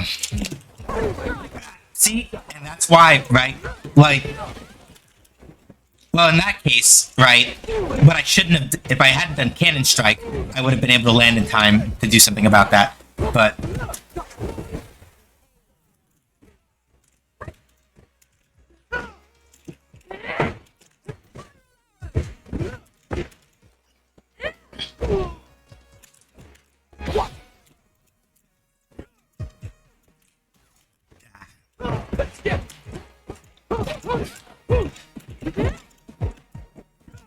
want to do that.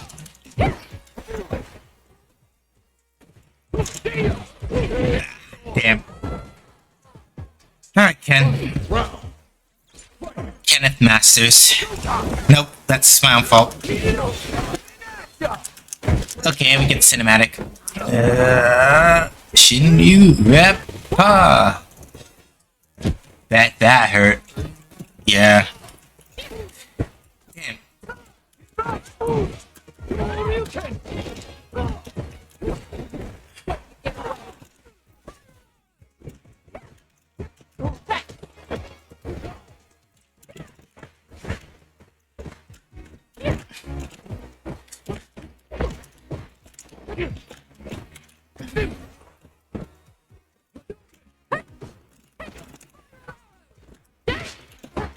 Too bad.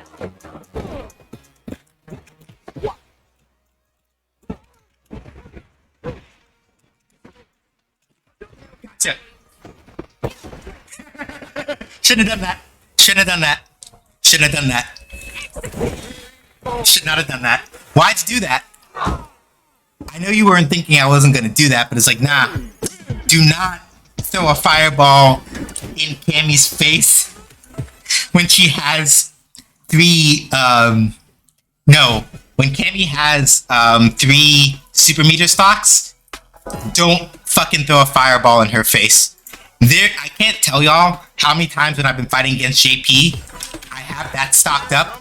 JP does, any one of his projectiles basically at full screen, and if I time it right, just fly right through them, pop him in his jaw, and that's it. It's done. It's like, do not throw projectiles like that against Cammy when she has enough meter for, I'm gonna be in trouble though, because Chun-Li is, difficult to deal with. The main reason why she's difficult to deal with is that, you don't outpoke. You do not outpoke her. That's just not a thing that you do. It doesn't work like that. You can try, but it doesn't work well.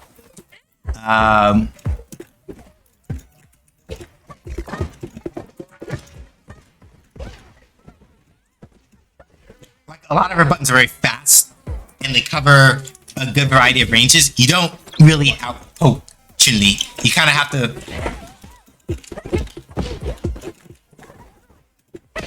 You kind of have to work around her, like, fucking up a lot, which is a little difficult. Because, like, basically, if she overextends herself a lot, then you can take advantage of that. But, like that, right? Like, you have to basically, like, do a thing where you force the Chun player to overextend, because if you try to outpoke her, you kind of just wind up in a situation where she's just doing this shit.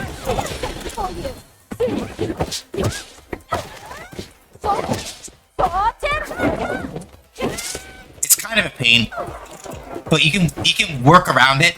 But because of just the way that her normals work, it's kind of a pain.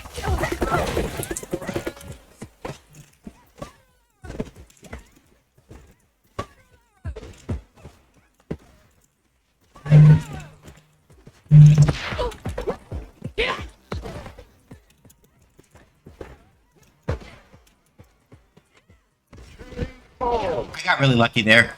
All they would have, because I had to walk forward to throw. If they pressed anything fast enough, they would have stuck me right there and I would have lost that.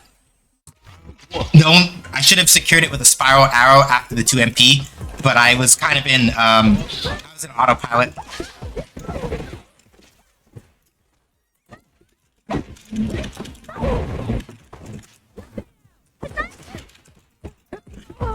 No.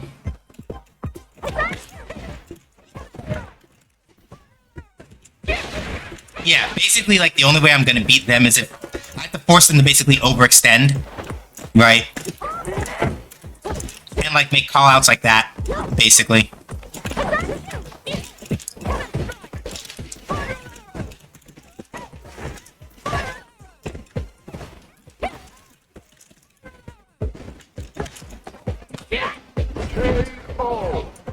Because they're basically just aggressive enough that they're just gonna try to like run riot over me with a bunch of like bullshit, basically.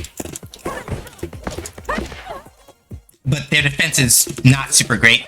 It's not bad, but their defense isn't great either.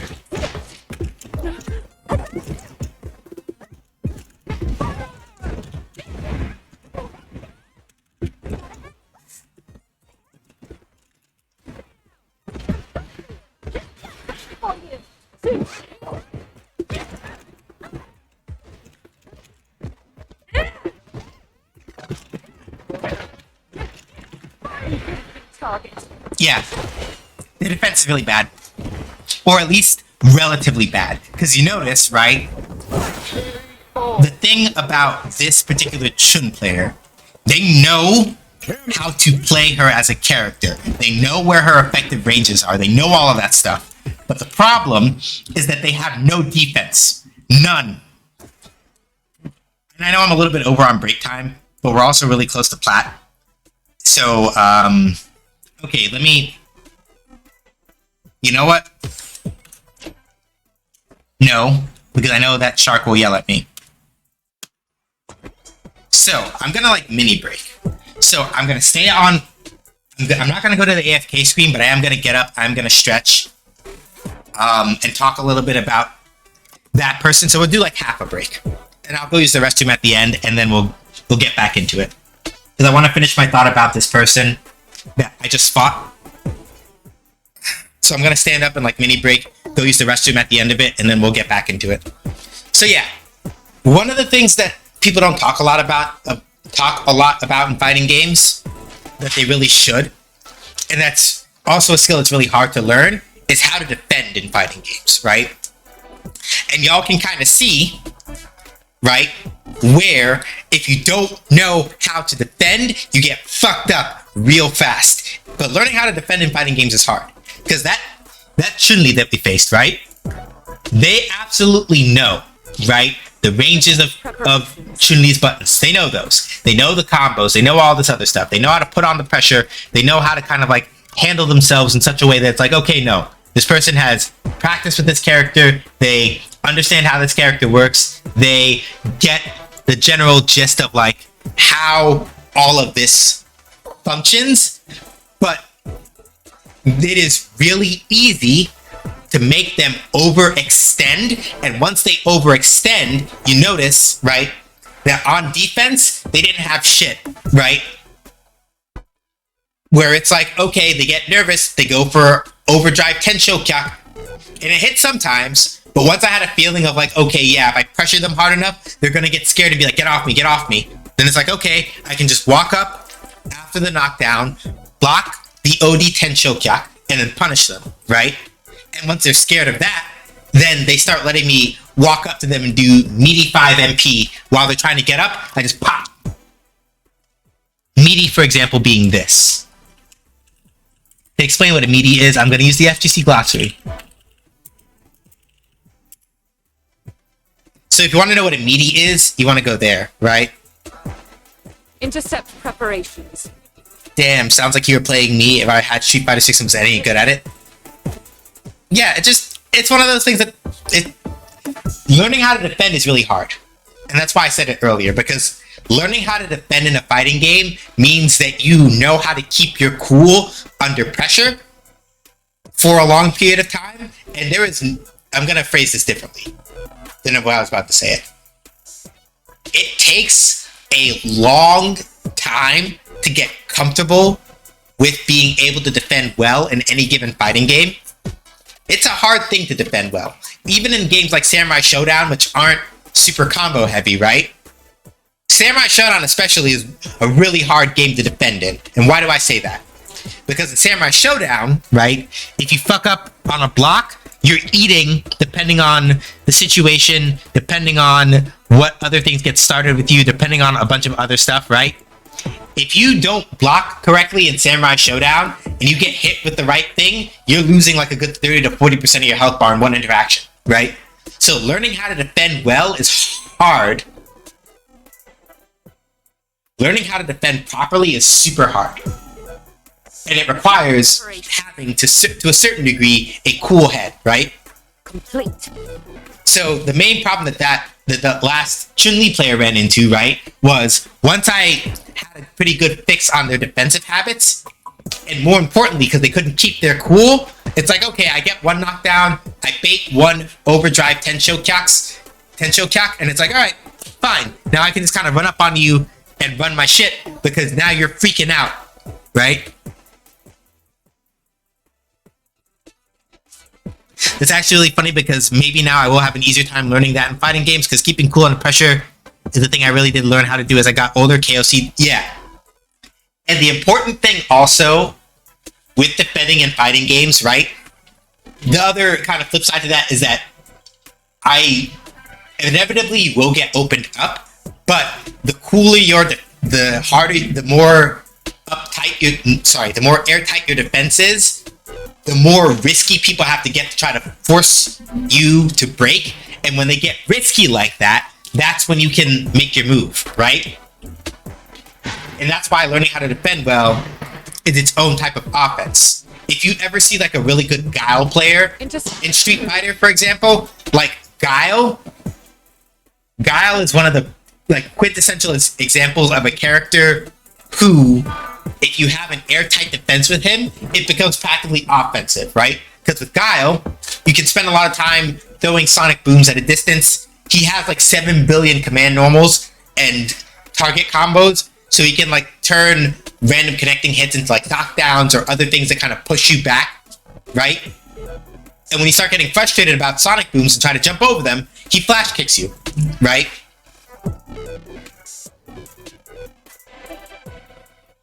And the key to that with Guile, though, is being able to defend really well. So as Guile, right, it's not that you never play offensively. It's just that as Guile, you use your defense to piss people off enough that you can make your moves offensive afterward. And that's kind of like that's the thing about defending, right? That makes it really important. So whenever people, yeah, it makes a lot of sense. Yep. So whenever people in fighting games say, I hate blocking. Blocking is, like, I don't like the block. I've had to block all the time. It's bad. It's like, you have to learn, yeah. Intercept.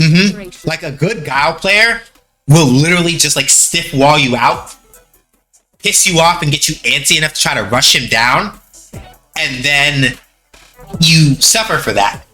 So like basically the only way that I've really figured out how to beat a Guile is that you have to out-turtle Guile, which is hard. A lot of like as Cammy in particular, it's a lot of like you have to use spin knuckles to get through fireballs, right? A lot of like counter poking his pokes and just generally being really patient to force him to make a move. Because if you try to force a move on him, you're not airtight about it, he'll take a gap in your offense and blow you up for it. It's just what he does. But that's why you have to learn how to defend well.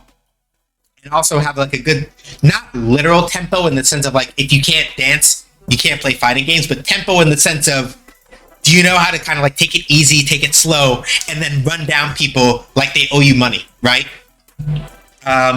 Going back to DJ for a second, DJ is very good at that. Like if you remember the DJ that I was fighting and how they would like do a lot of like the sways, like faking the air slashers, faking his other kick, right? Intercept preparations.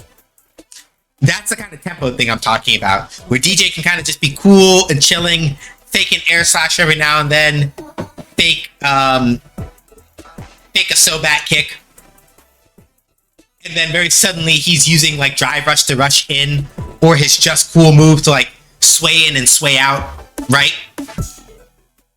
So yeah, being able to defend well and having a good tempo are like two sides of like the same coin. Because what happens is you defend really well, you force people to kind of like get shitty and try to rush you down or otherwise break their tempo. You make them pay for it, and then you start accelerating yours in response. Can y'all tell that I love fighting games? Because I love fighting games. I love fighting games so much. Okay, now I will go to the restroom real quick. And then we're going to see if I can maybe, just maybe, squeeze it out into Platinum 2 tonight. You do? Fuck, I had no idea. Shush. Shush. Alright, I'm not gonna go to the AFK screen because I'm just gonna go to the restroom like real quick. Preparation. So I'm just gonna go there, come back, and then we'll be good in like a minute or so. So BRB.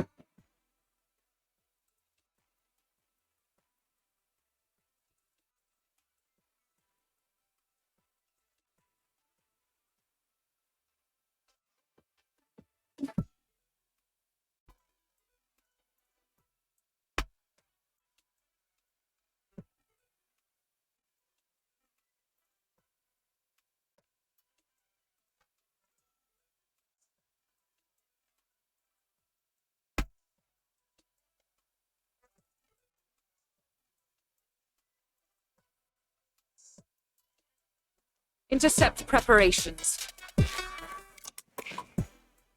Complete.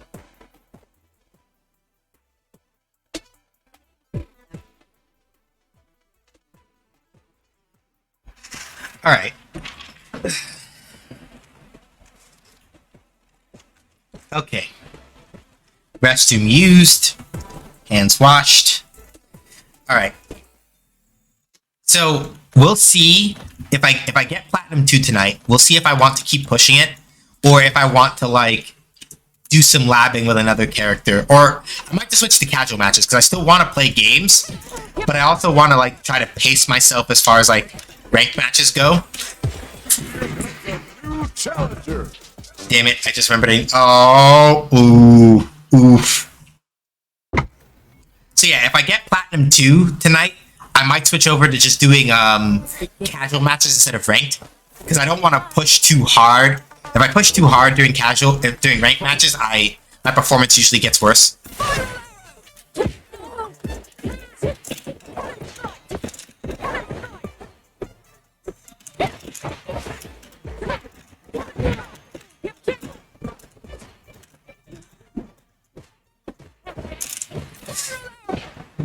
Yep, good.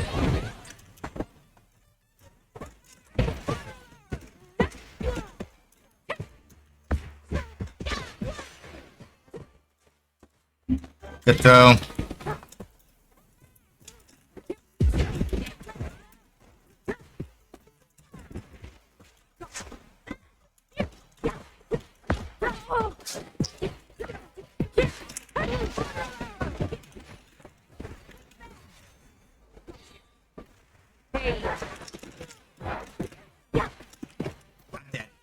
I'm dead. I used the wrong fucking button.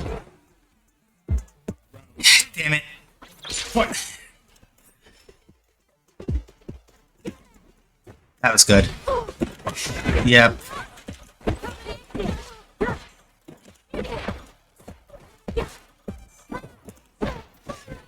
Loving the character design in this game? Yeah.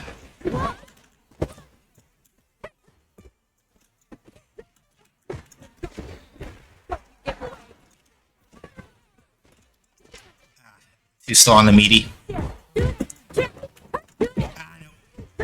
Okay. Managed not to get hit by the overhead. That's the important part. Gotta watch out for the jump and either make it whiff or I gotta anti-air it. Fair. Damn it.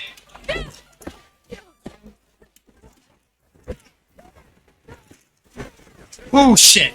Oh god! Thank God I had enough. Thank God I had enough meter for that.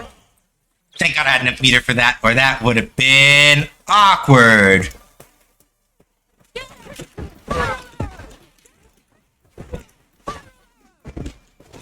Yep.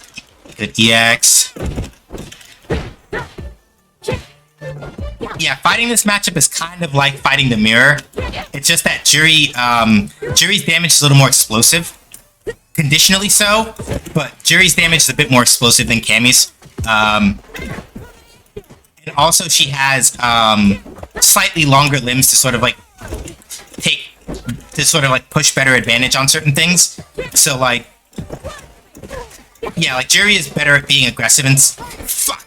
I'm not dead. It's gonna hurt a lot though. I gotta see if Jury's gonna. I don't think I'm dead. I might be dead, but we'll have to see. That's close. Yeah. And that's why I've been trying to practice my anti-airs more, because you notice that the thing I'm still having trouble, like, dealing with is when people are jumping in at me close. I have a bad habit of not being able to, like... I need to just be able to, like, pop them like that more often. To, like, stop them from sort of getting in free.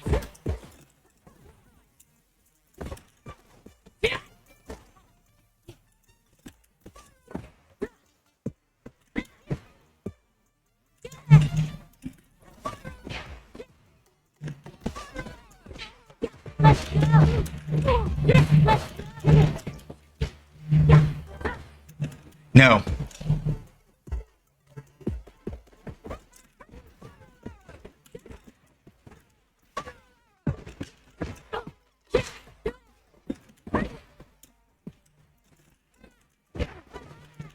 Right, so you see, right?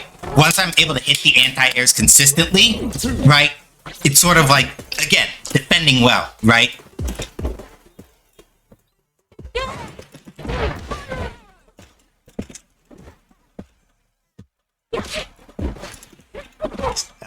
Just out of range.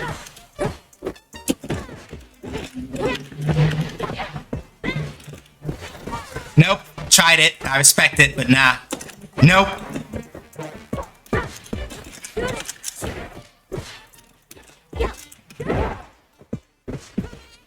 Good throw.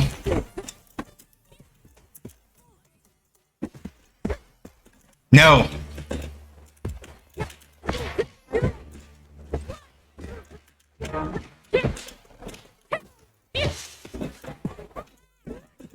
Not the move I wanted to do there.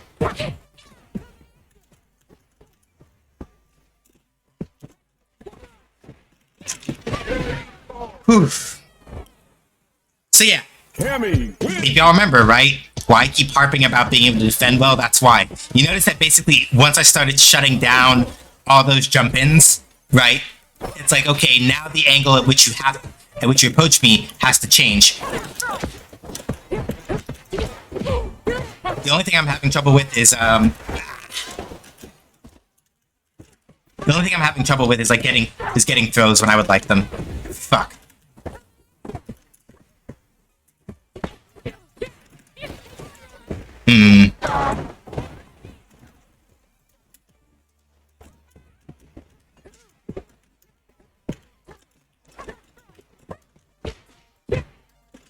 No. I'm gonna die anyway though, because there's that. Yeah.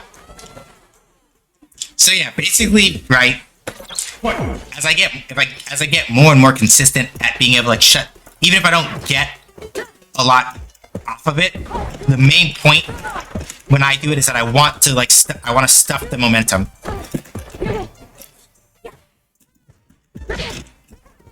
Damn.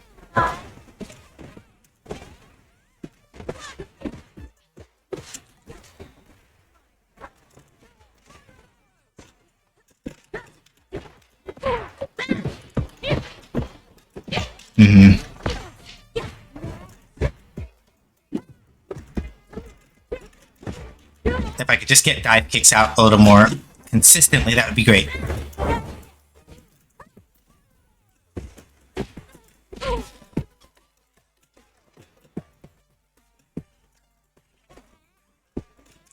Nope.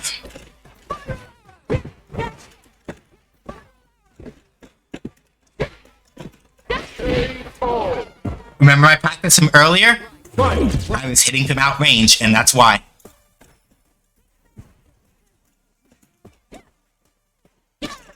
again, like, it's not a thing that you can, like, measure instinctively, but it's like, or it's a thing that you learn how to measure better over time.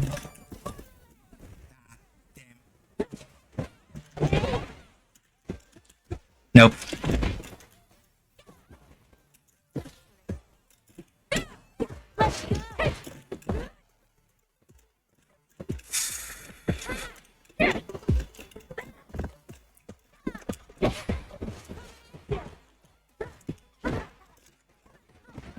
I'm dead.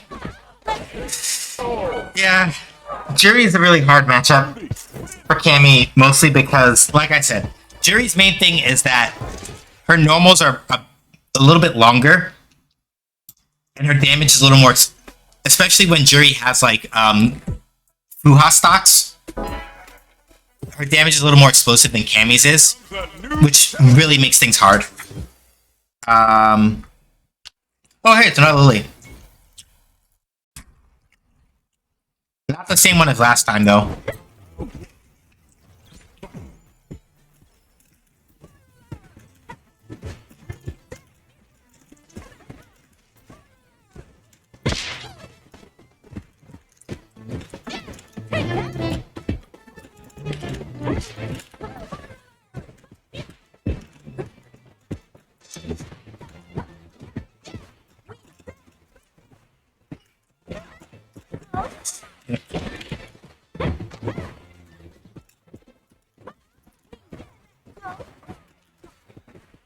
Not quite the move I wanted to do afterward.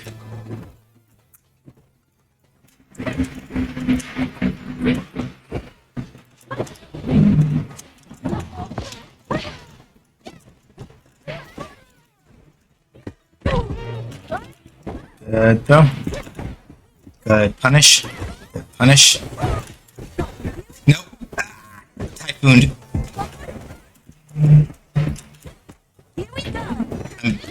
I'm almost dead.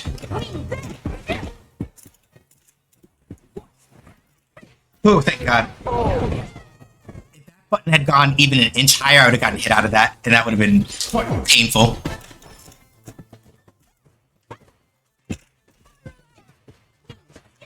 That's not punish. Easy.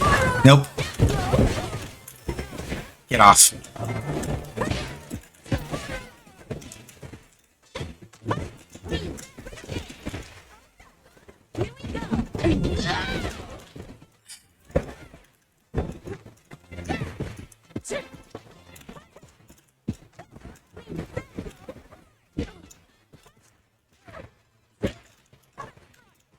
So the main thing about Lily, like, her main mechanic is that,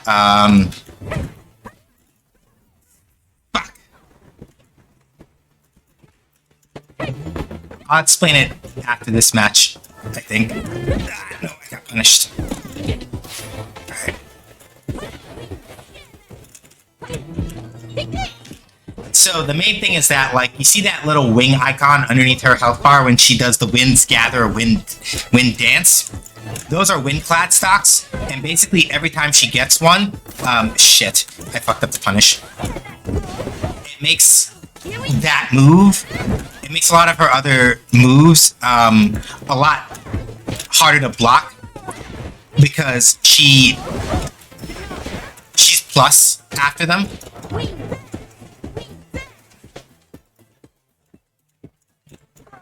So, like, if she forces you to block that, you eat a bunch of damage to your drive gauge, and she can kind of, like, attack with impunity afterward. And if you try to, like, mash out of it, I'm dead. I keep panicking. Why do I keep panicking? I keep freaking out when I get cornered. See? I can't hold my composure and I lose. But yeah, that's the main thing, right? Like, if Lily gets wind-clad stocks, then basically what happens is that she'll aggravate the fuck out of you with, she'll aggravate the fuck out of you with, lots of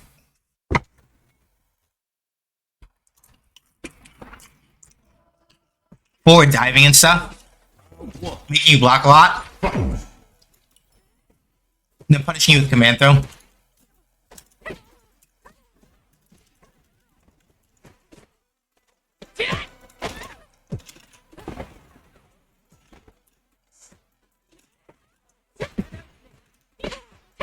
Yeah, that's plus. Yeah, I'm dead. Ah. Okay. Fight. Plus frames.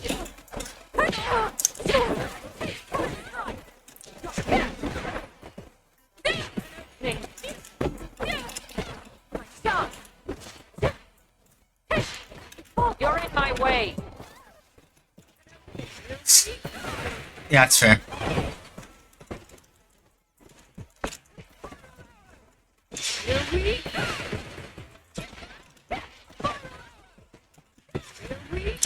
Wow, they really...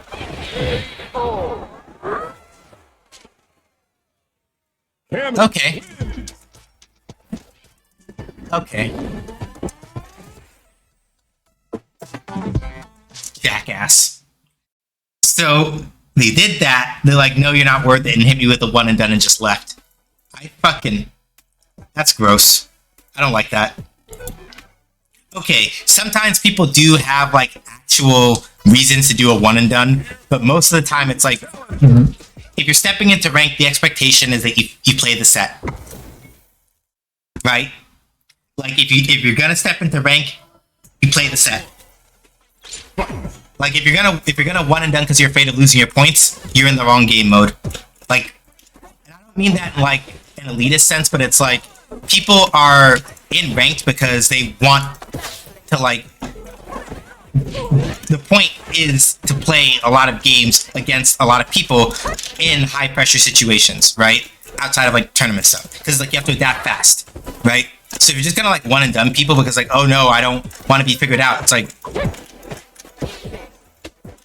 you can go to, like, you can make a room, you can go to, like, battle hub stuff, you know, like, the long and short of it is that they don't come to ranked if you're trying to live, like, the ranked life, right? Now, if the connection's bad, right, that's different. Like, I get that, right? If you're like, this connection's, like, ass and I can't play it twice, it's like, alright, that's different. But, like, if the connection's fine, it's just like, oh yeah, I smoked this person, I have nothing I can learn from them, I'm just gonna one and done. Nah, it's punk made. Ah, it's good. Hang on.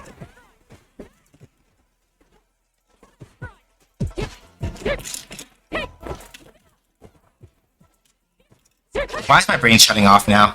That's annoying. I'm getting a little sloppy. Fight.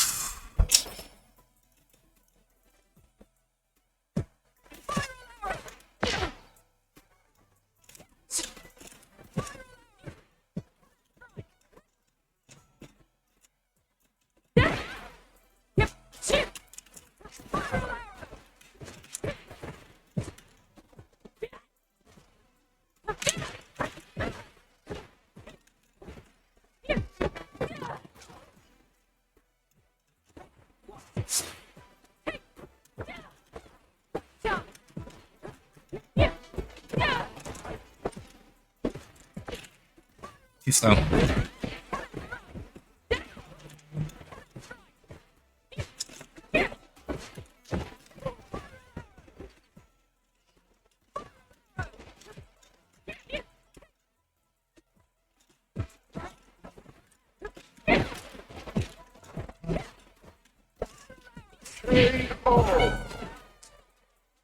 Alright. Fight. Nope.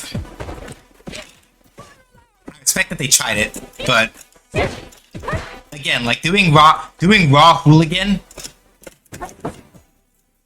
and not like doing raw hooligan when people are not overwhelmed is very dangerous.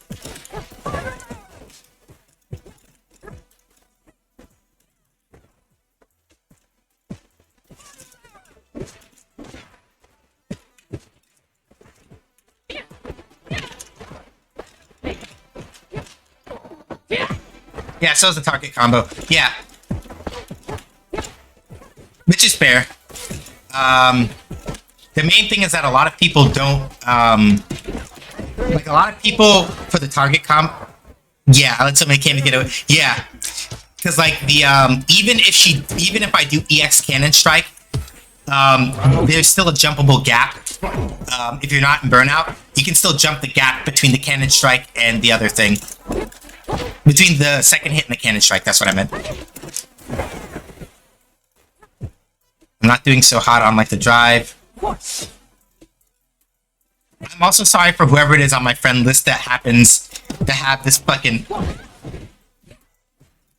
thirsty ass name that y'all have to see pop up every now and again. I'm sorry.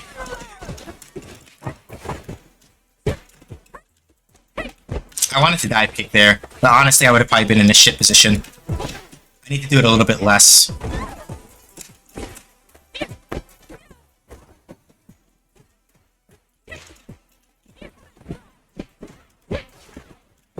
Here we go. Good.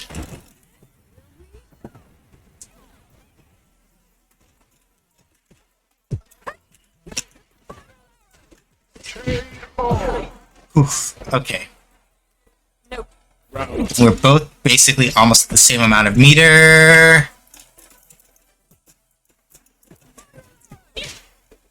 Ah, they spaced it just right.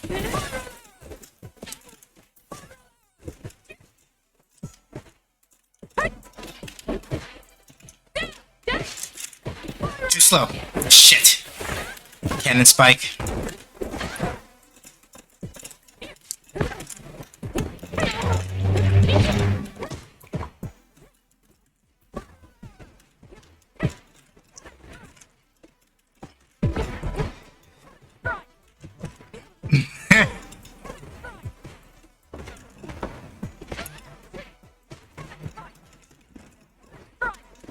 Not what I meant to do.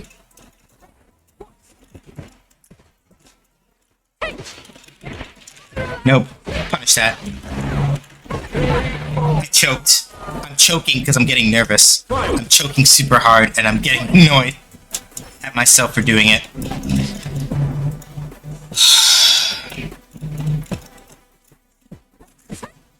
Good fake.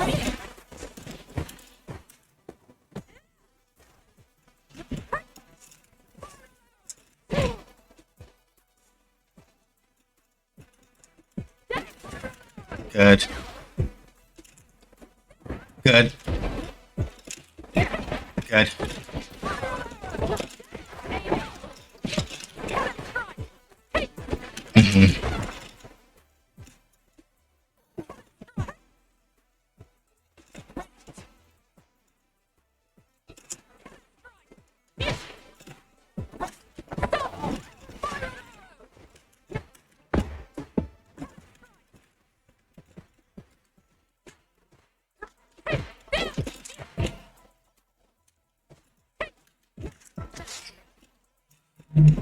I don't need to rush.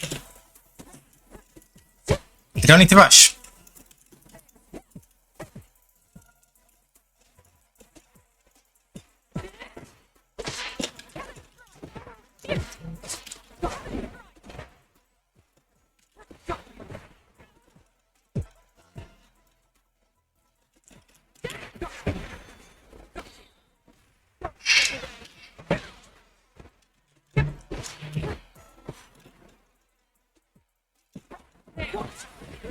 Why'd I do that? I said 3 times to myself, I don't need to rush, and I rushed. God damn it. This is hard. Alright. This is not unwinnable.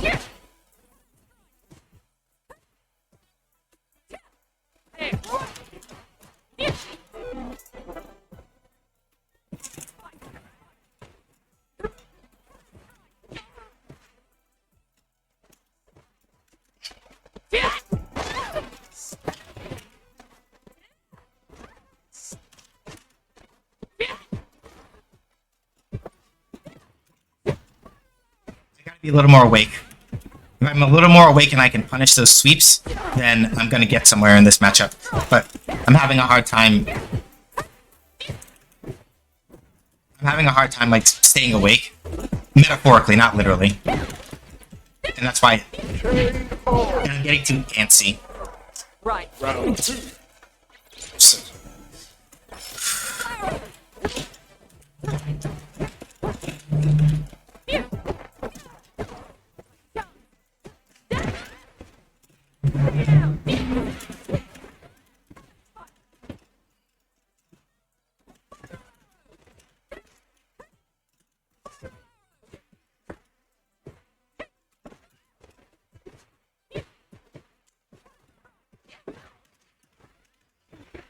Good. Yeah, I'll have to just take that. God. Cammy wins. I'm so close. Like, I just want to get the platinum too. I've been fighting real hard to try to just get into plat 2 and I can't. It's not like Here comes a new impossibly demoralizing because I can get into the 14k range, which means I just gotta keep my head. If I could keep my head just a little more, I'd be okay.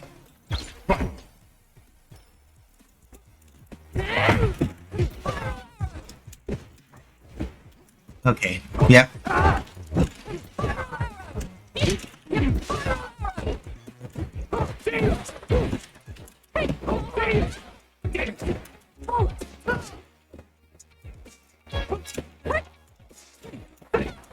Got me with the overhead.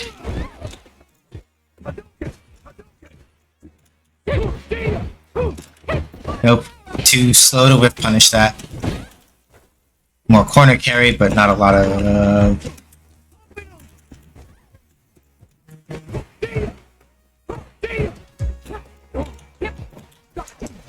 Damn it.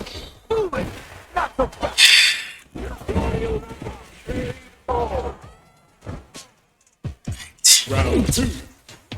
Fight.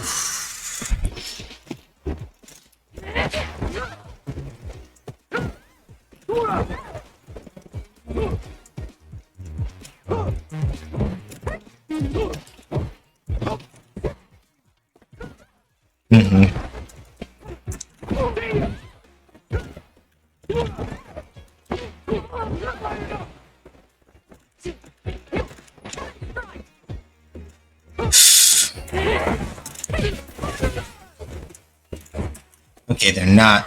They might at some point do it, but I keep over-anticipating.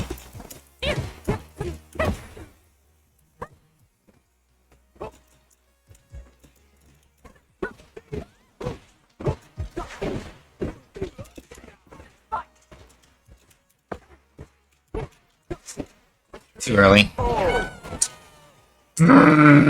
Okay. Okay.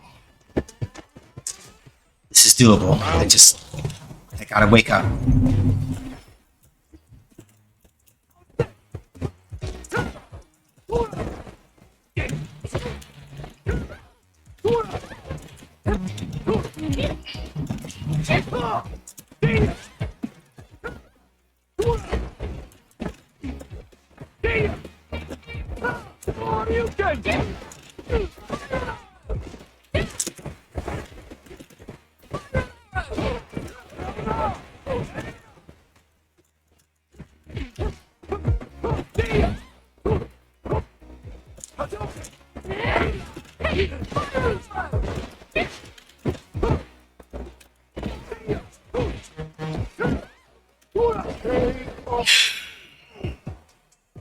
Round 2.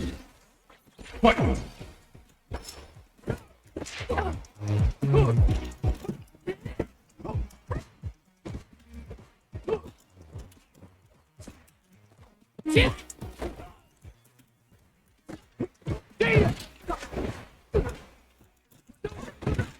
There we go.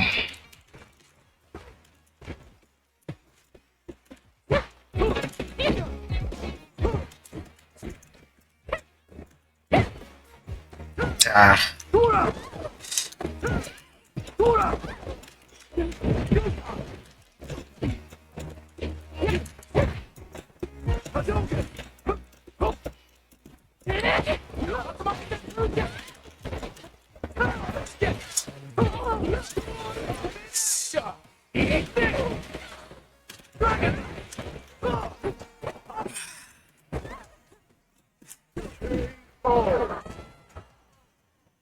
Win wins.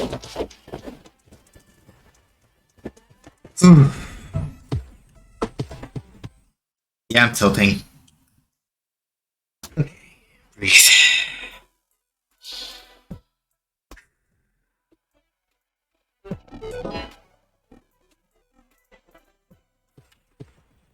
Comes a new challenger.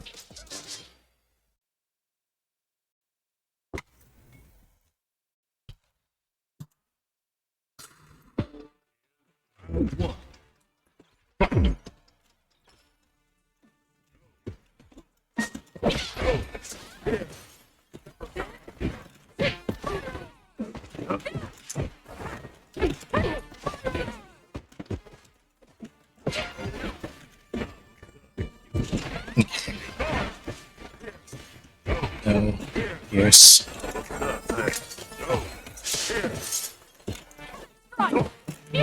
Nope. Not fast enough to punish. Okay. Round 2. Fight. Away.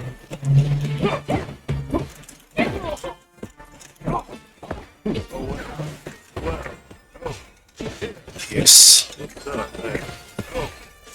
Pierce. No. Pierce. No. There you go. Damn it. Pierce. No. Yep. No. Pierce. No. No. Didn't want to do. I did not want to do cannon spike. I wanted spiral arrow. Okay. JP wins.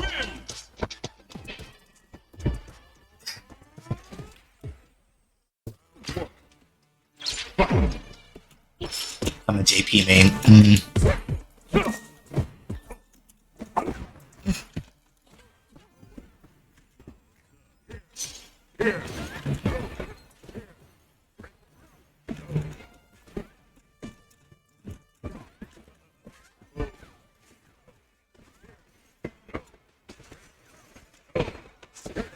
Hold on, my eyes are like thrown in something fierce right now, and that's probably not helping. Fight.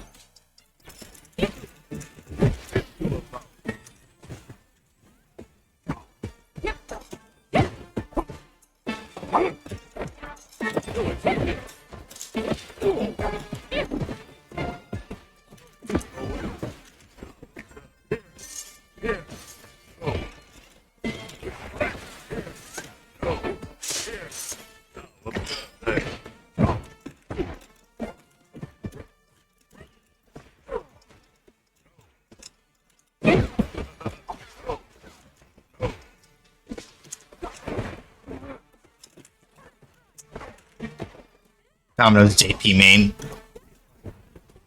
I can see it. He does have those Resident Evil vibes. I get it. Oh, unfortunate. They tried for the EX reversal and couldn't quite make it work.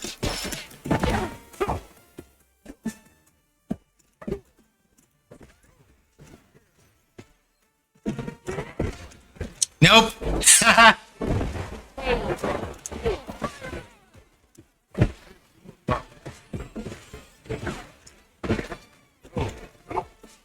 Pierce. No.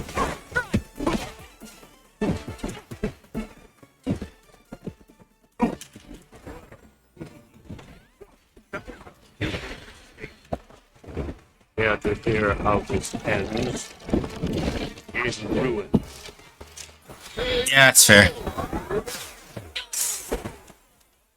Yeah, JP wins. this happens sometimes when I play for a while. Eventually, I start getting really shit. Let me phrase that differently. I start to basically I don't have stamina in long sets, and that's the main thing that it is a personal point of frustration for me, but only because it's just like know that I know what I'm doing, but it's harder for me to keep my stride.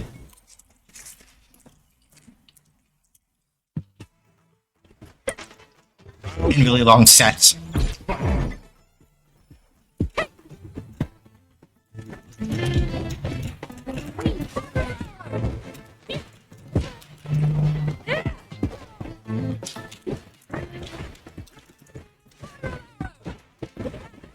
I'm slowing down just a little bit because I'm thinking too much about the things I'm doing now.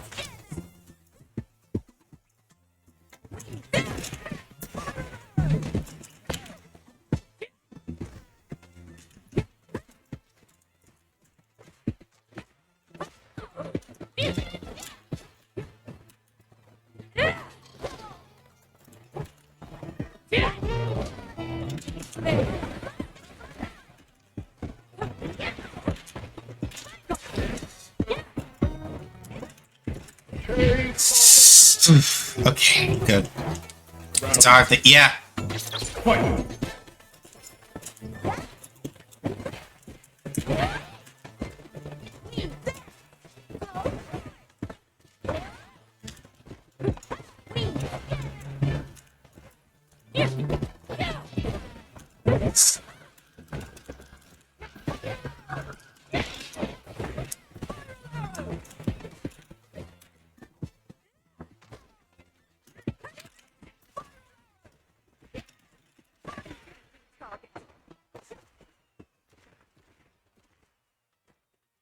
Yeah, but like mostly like even when I'm having a hard time, right?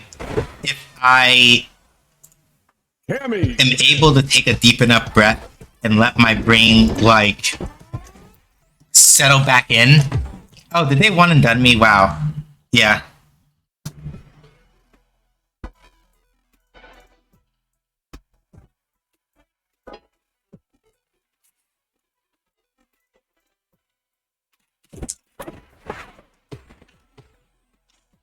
But yeah, cause you're right. It's that thing wherein it's just like, yeah, I'm processing a lot, and I have to get out of my head when I fuck up in one matchup to focus on the one that's in front of me. And sometimes I do that relatively well, and sometimes like my brain just does not want to do it like at all. Okay, so focus on what this melon is doing.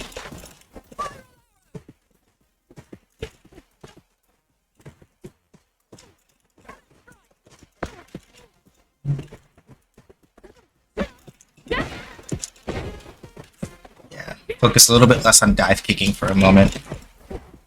Okay, they know to like actually swat the gap.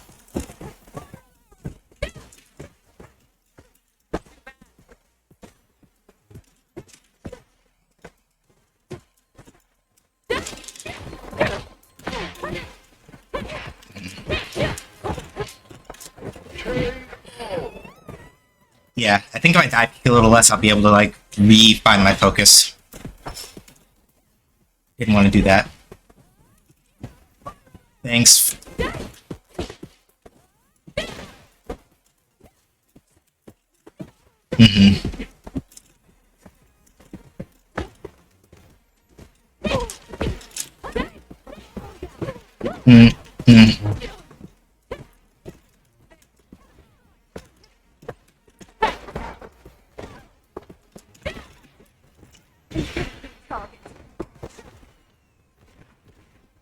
Yep. Locked on. I don't have as hard of a time against Manon as would be immediately obvious. Largely just because the main thing is that a lot of Manon players either understand how they should actually be like using her normals to like oppress you and just be a problem.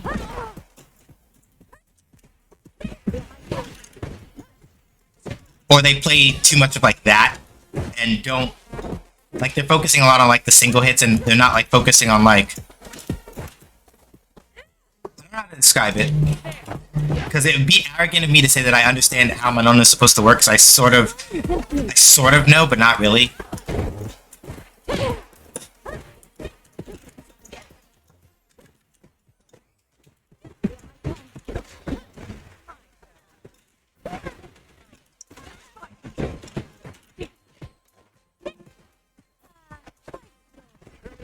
Yeah, see? And this is the thing that they're now beginning to do, right? Because the main thing is that they were trying to focus mostly on, like, out-poking me. Which isn't, like, the worst thing necessarily, but it's like...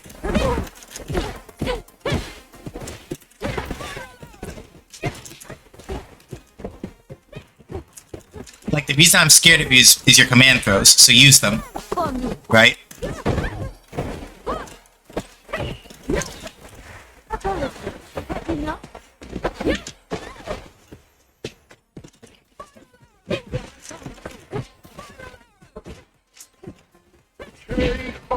Like, cross-ups and, like, the cross-up and the command throw are the things that make Manon scary. And if you're not doing those things, then it's like, if you just got, like, not that Manon can't, like, outpoke, she can, because her limbs are really long and she can outpoke people, but, like, if you're just focusing on poking,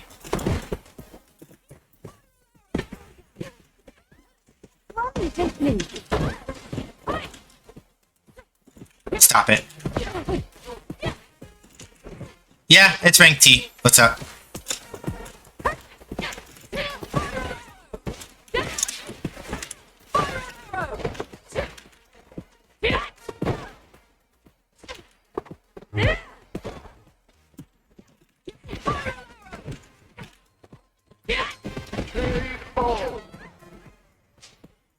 Right. Round 2. Fight!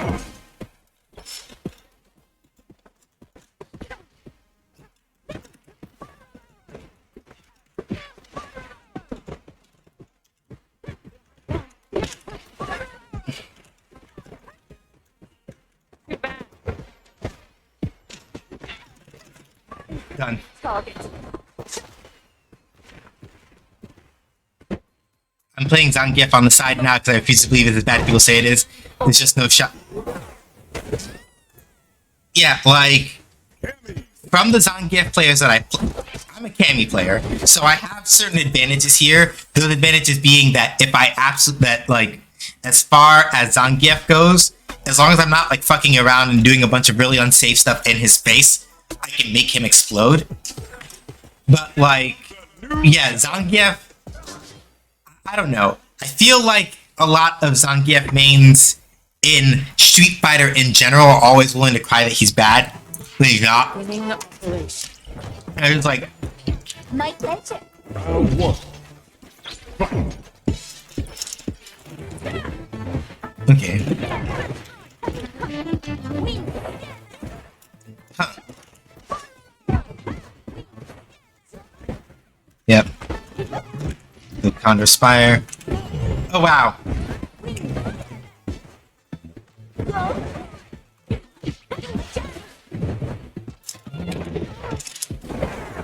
He's not Luke, that's for sure, but yeah, like,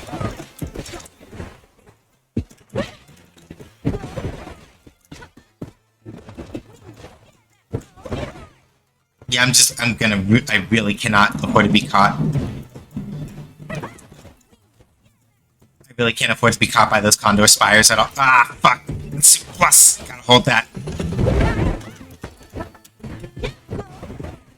Here we go. Yeah. And this is the way, ideally, right, when a Lily is not afraid, this is what she should be doing, right? She gets a Windclad stock and starts just, like, making your life super aggravating with like, Windclad Condor Spires and things like that, because...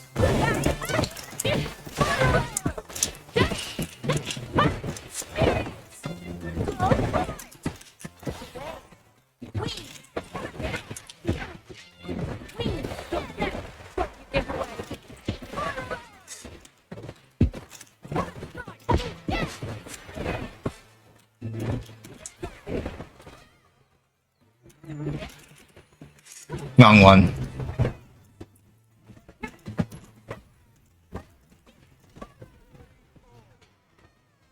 I think one thing, yeah.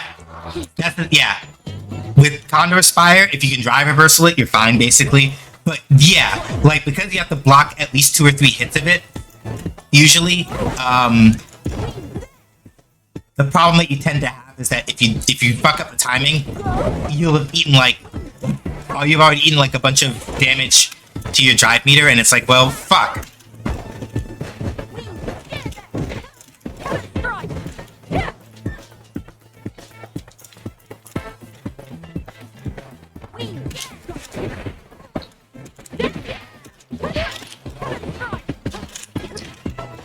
So yeah, I'm just trying to just not be in a position where I get... Fuck.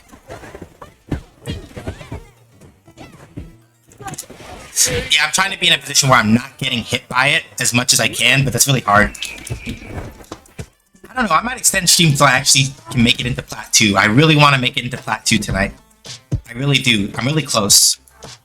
I think I can do it, but I just have to stop choking so much.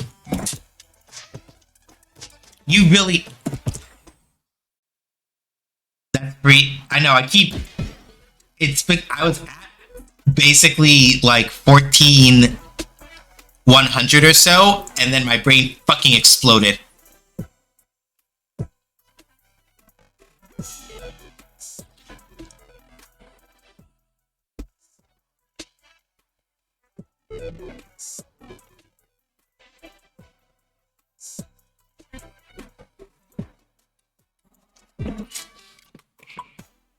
So it's not that I don't believe it, it's that I gotta get my brain to cooperate and stop getting so fucking antsy.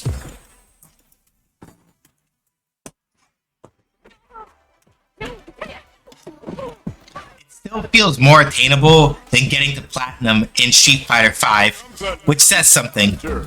Like, I literally gave up on getting into Platinum in Street Fighter V just because I'm like, I just can't. But in this game, I feel like I can. It's just that, like, I'm holding.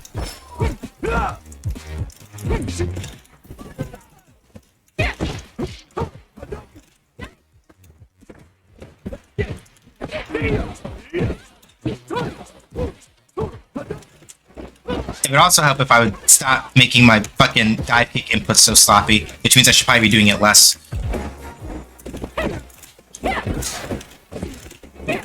Yeah, like, I'm not hitting the back. Every time I try to do my dive kick inputs, I'm not hitting back correctly.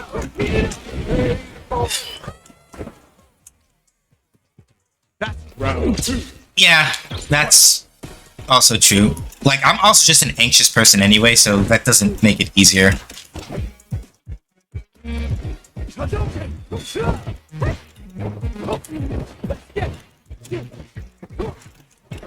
Yeah, like, that was supposed to be dive kick.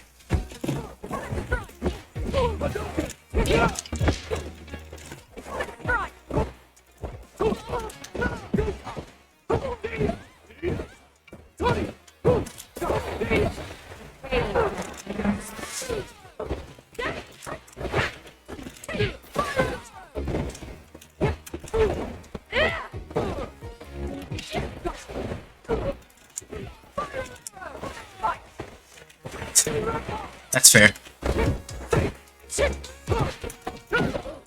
I also get hit by just, like, that a lot.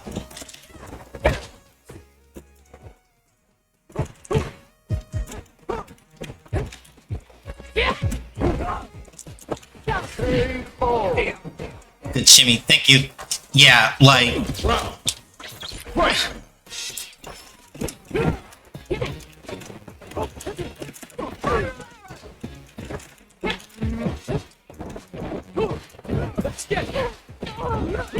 heat it up. Nope.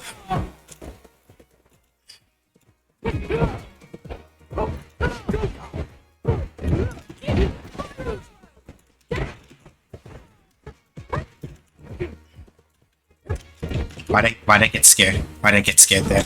What was I afraid of? Heat it up. I'm not gonna die, but it's gonna be close. Let's see what they do afterward. Why'd you do that? Why did you do that? Why did you do that? Why did you do that? Now you're dead. Are you happy about that? You're dead now. Yeah. Yeah, T. That's basically the way that works. Most characters can't. At some point, people are going to stop doing that. Don't fucking throw a projectile. Round 1. Don't fucking throw a projectile like that. Like, when I have... Like, come on. Y'all can't be doing that. Step. Nope, it's not punishable like that.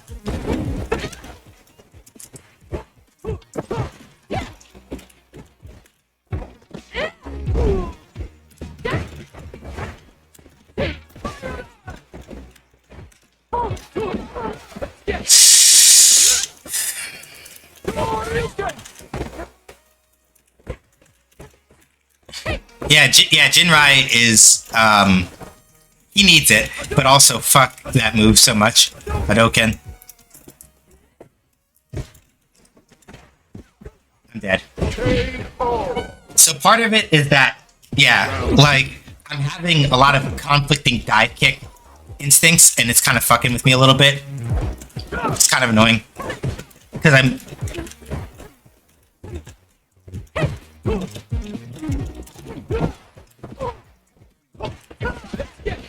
keep getting hit by that also.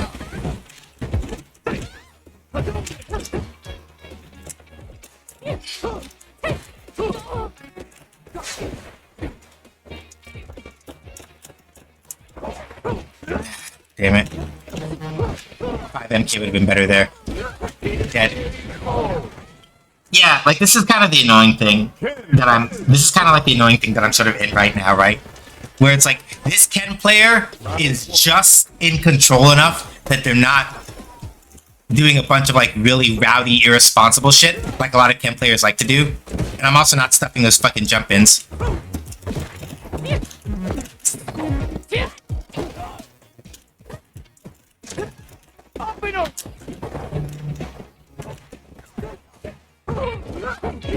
I also keep fucking up dive kick inputs.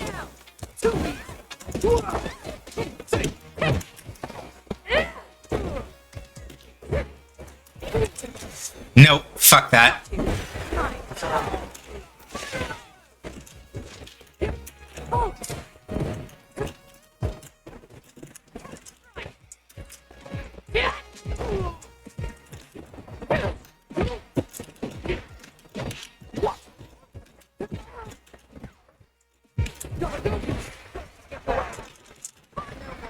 It's a little excessive to kill, honestly. I didn't need this much, but I went on reflex. I'd rather burn the meter and get the kill than not, but I didn't need to do that. That was a little too much. Round 2. Fight.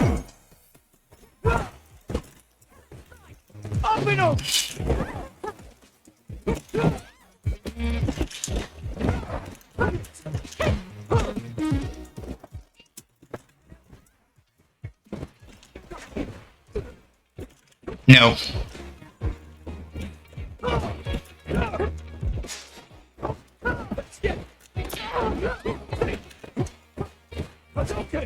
No.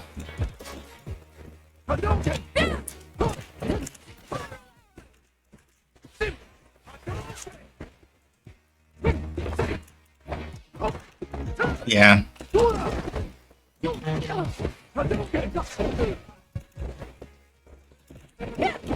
Damn it. I need to pull further back when I'm doing the input for dive kick. I know it and my hands are not doing it.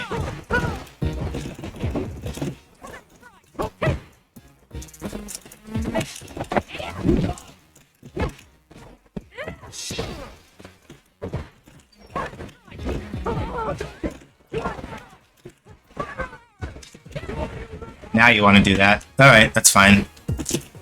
Fuck off.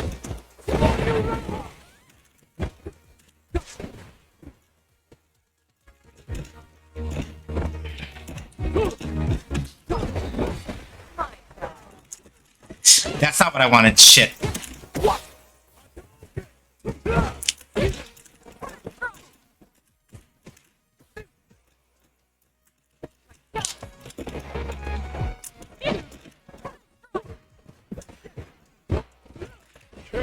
Piss off. Yeah. There we go. It's really close. I basically... Yeah. The main thing is that... Yeah. Like, that's also the thing, right? There's a part of my brain that is just like... It knows what I need to do, and I don't do it, and then that's when I start tilting. Okay, so Zangief, we'll see. If this person knows what they should be doing as Zangief, then I'm in trouble. If they don't, I'm gonna basically just keep them alive. But let's see.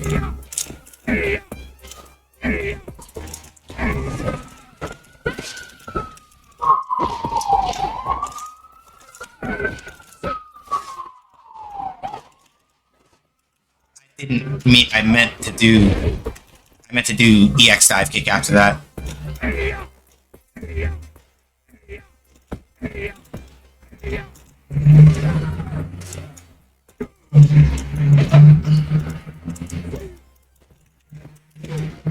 Okay, you do know how to do something other than like drop kick spam. I was about to say like.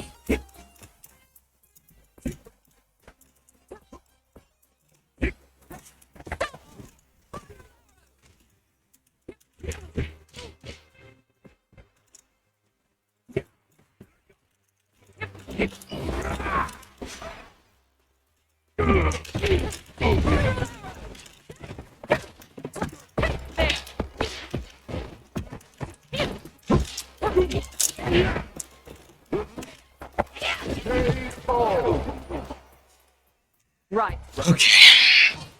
Fight. Stop doing that.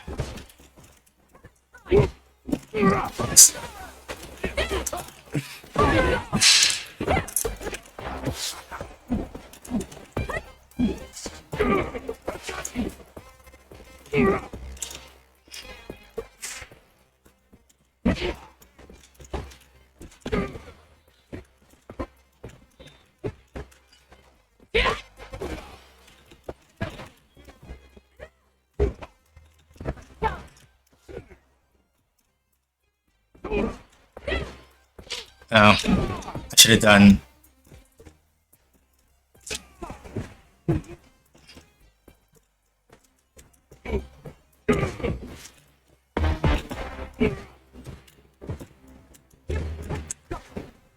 This is platinum, right? Yeah, it is. No, they had the right idea.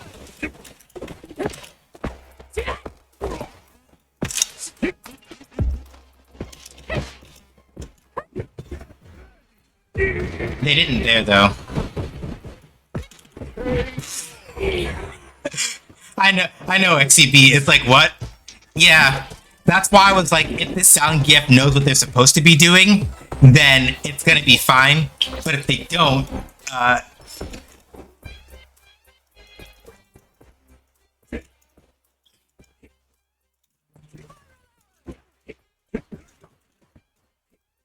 mostly I want to say that they're doing the clown shit so that I'll I want to say ideally that they're doing the clown shit so that I'll overextend and get bopped when I think that I can get away with something that I really shouldn't be able to get away with.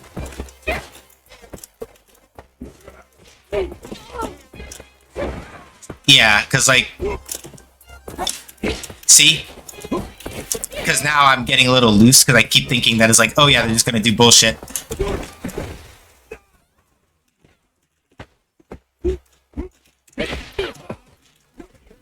Yeah, right? See, now, see, that's the thing, mostly. And now I have to, like, course correct that. Because they were doing a bunch of, like, bullshit so that I would be more inclined to, like, try to match them, and I shouldn't be doing that.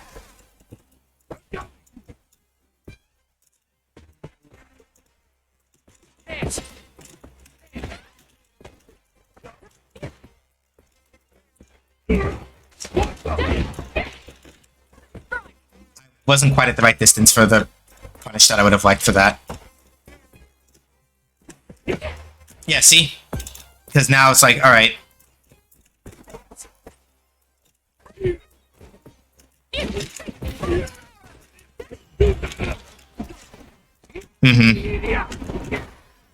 So yeah, they know what they're doing.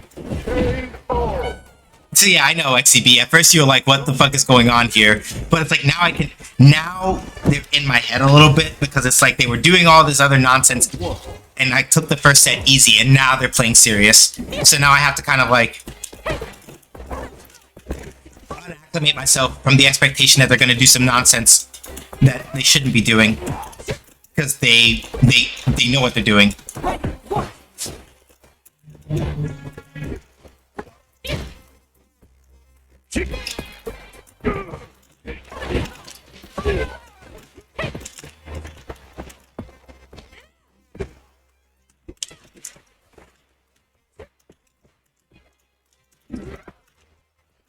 I'm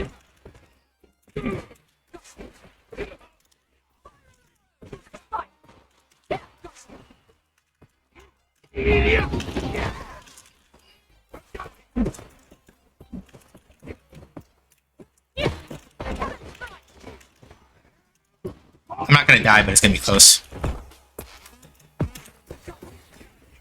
Yeah, see? Because now in my head, I am trying to fight my perception that this person is clowning around. I know that they're being more serious, but I'm having a harder time calling out the bullshit.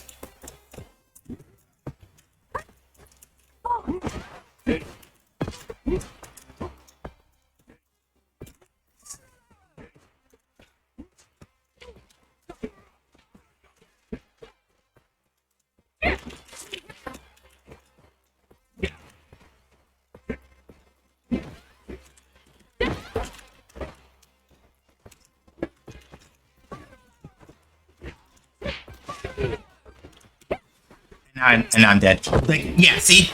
Like, this is basically the way that Zangief players play this game, which I'm not upset about, to be clear, right? I really just want to go till I get Platinum 2 tonight. I'm just in that mood. But I also know that I shouldn't... If I tilt too hard, I'm gonna have to stop. So let's keep going and see. Because if I could get, like, a good 2 or 3 sets, then that's Platinum 2. Easy. But I just have to get a good 2 or 3 sets where I'm not yelling at... I'm not, like, yelling in my own head and fucking myself up. So it's like, I literally just have to get my brain to be quiet.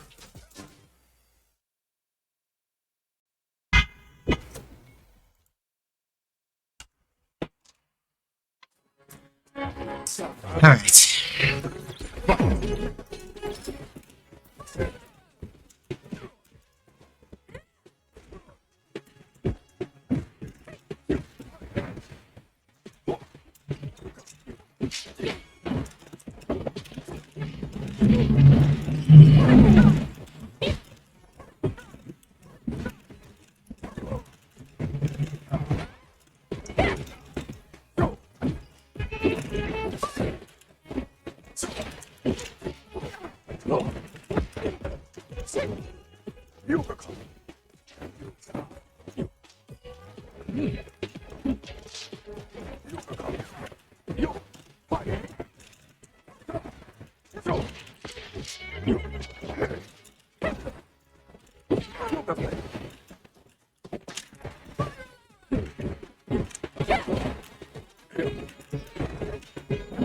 Okay, this is a Dawson that sort of knows what... This is a Dawson that pretty much knows what they're doing.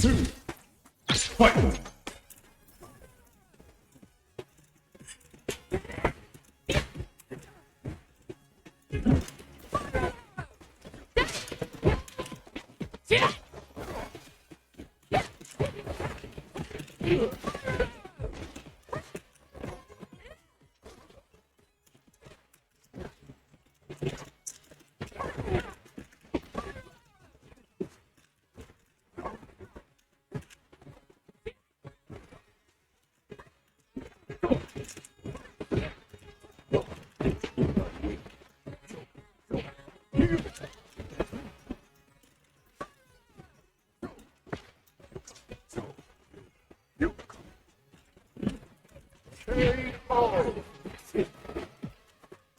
Fight!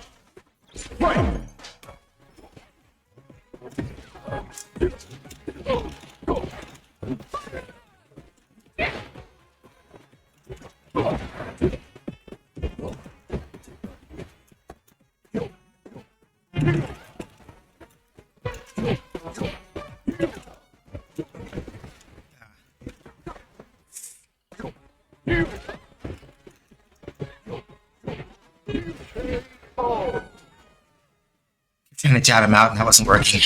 Alright. Round 1. Fight!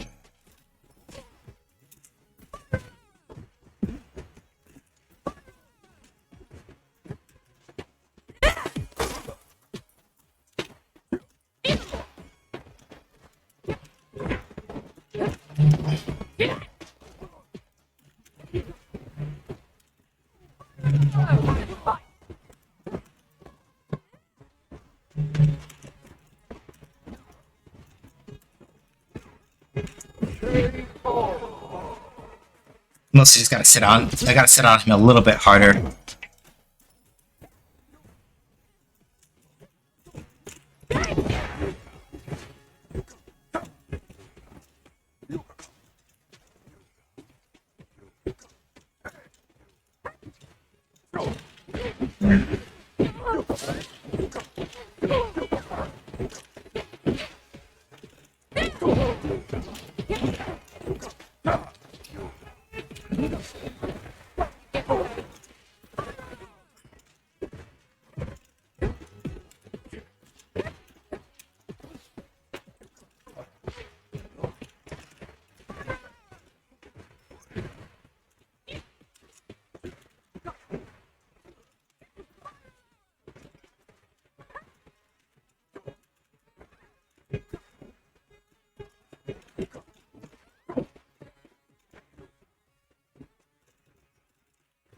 Eight.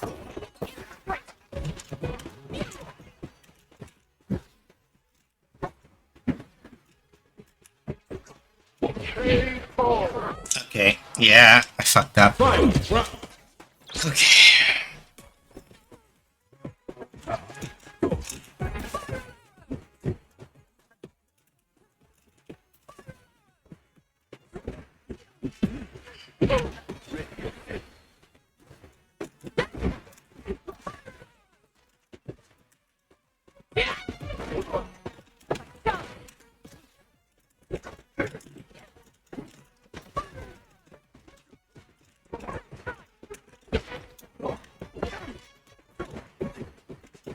All right. His jaw worked on the same principles as mine. If it hits the toes, then there's basically no punishing that shit.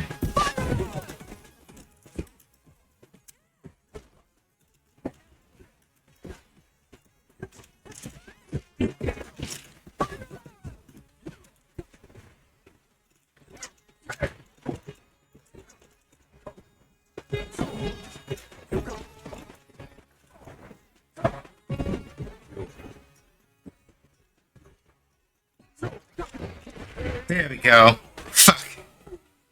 Hammy wins.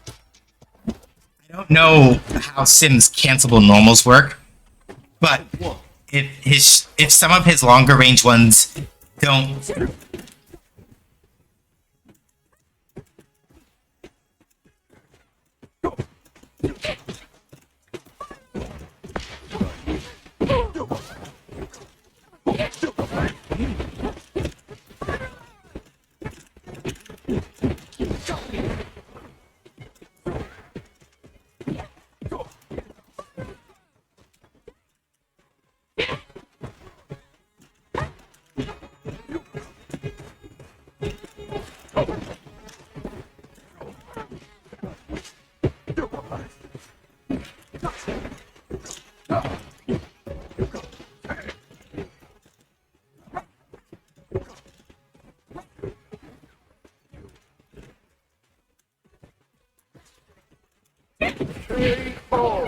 Drive reversals always.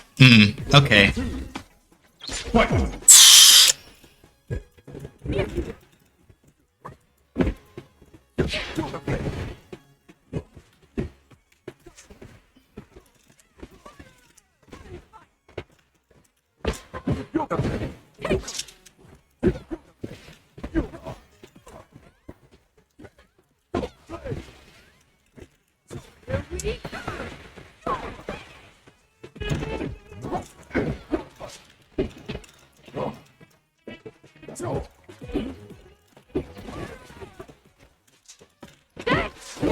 Fuck.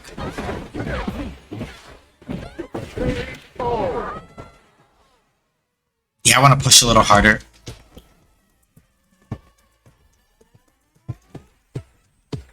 I want to push just a little harder to see if I can try to get it.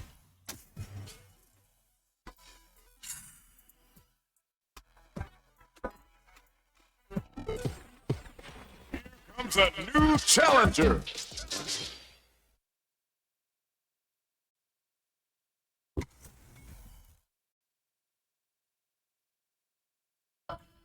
Beginning. Round one. Fight.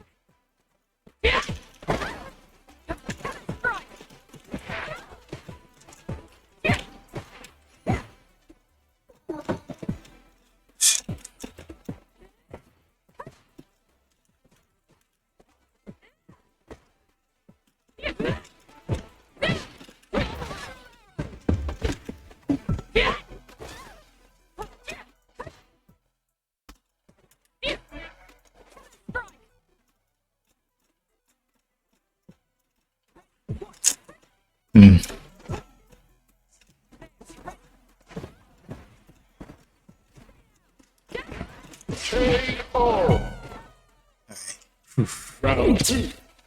Fight!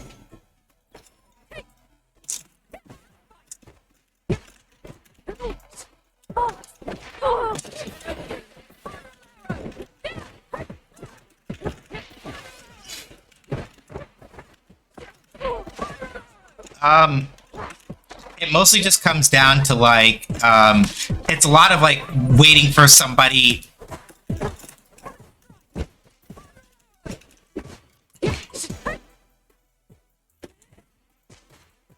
I don't know how to describe it.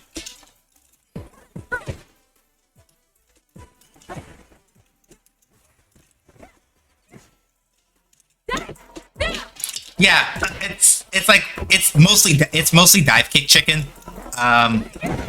It reminds me a lot of fighting against Judy, except that you don't have to worry about damage that's nearly as explosive usually.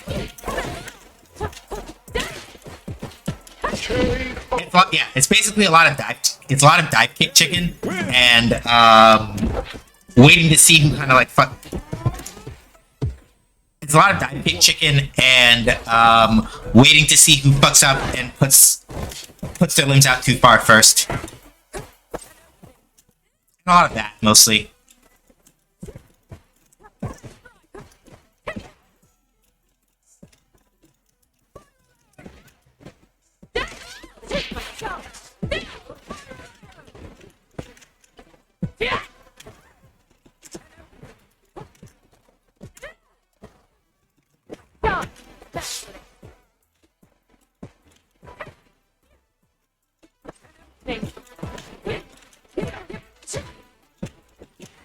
An annoying amount of that also.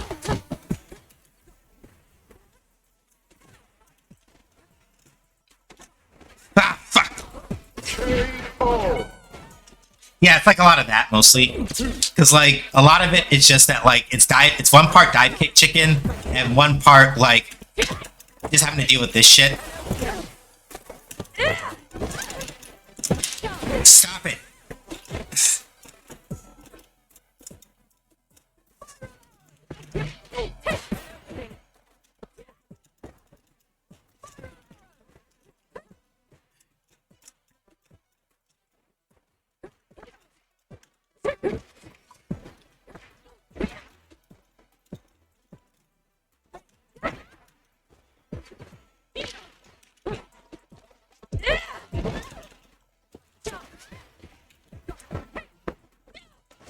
Yeah, like it's a lot of this basically, because like the main thing is that like if you use hooligan carelessly, right, the other person will blow you up. Dive kick is basically about the equalizer, and also we can do like shit like this.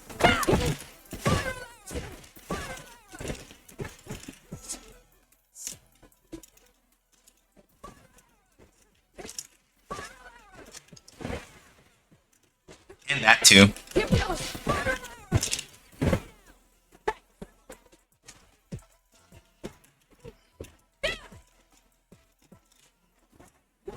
Yeah.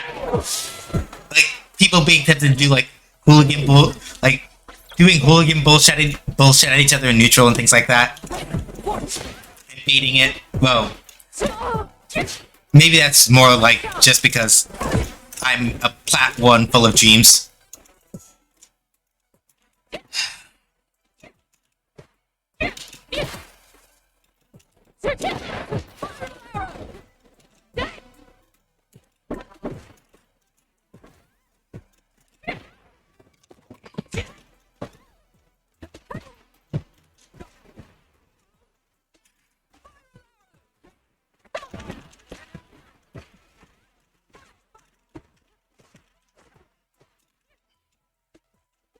They didn't have level 3 until that moment, or they would have killed with level 3. Cammy wins! Yeah. Yeah, the Cammy mirror in this game, I kind of don't like it. But I also just know that it's because... Bleh. Comes a new challenger! Why are there so many lilies here?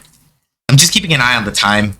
if we hit an hour, if we hit like 3 hours, if we hit 3.5 hours, and I'm not there, I'll stop. If we get close, I may keep pushing, but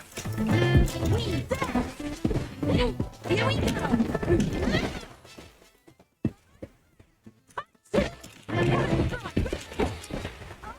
yeah, it's only my own. Yeah.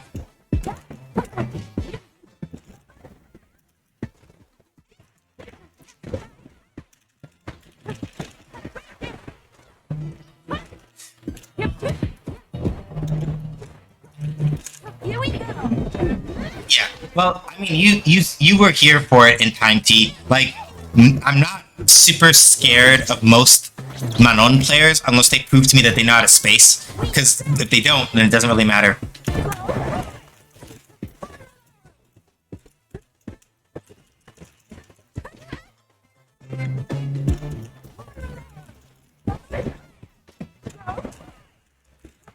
Oh, that's unfortunate, huh?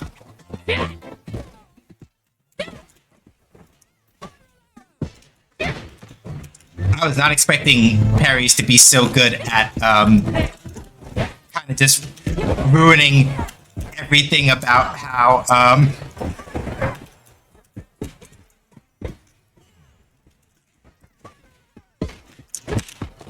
I was not expecting parries to be so good at ruining everything about Windclad Condor Spire. That's unfortunate.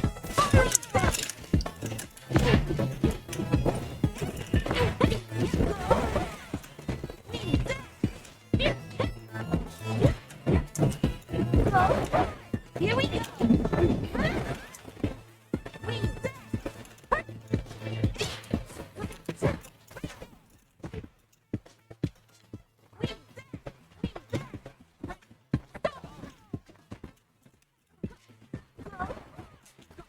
Nope, not what I wanted. Wind.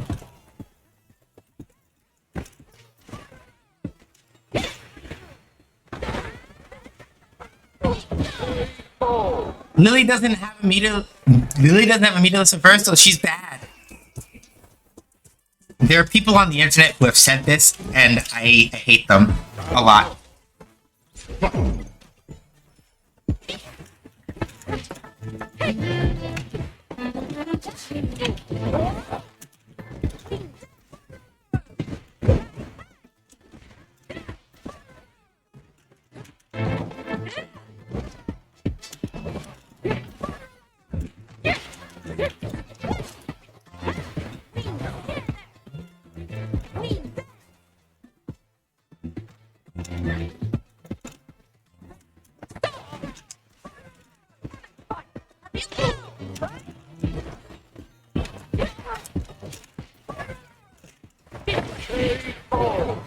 I try not to use cross-up spin knuckle very often because, one, the amount of overdrive it costs, it makes it worth it, but also, like,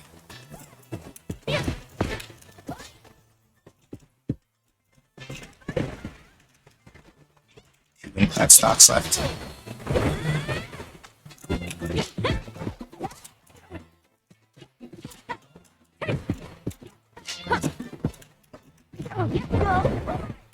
But yeah, also the other thing T is that the sweet spot for EX Hooligan cross up is a little close.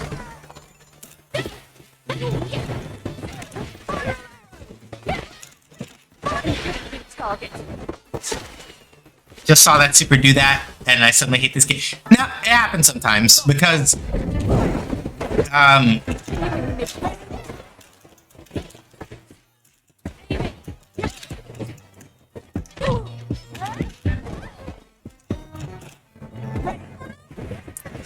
because Cammy's 2 HP doesn't move her forward very much. So sometimes, yeah, if you're gonna do a punish with it to start off a combo, you have to micro walk a little bit, and I don't do that very well. So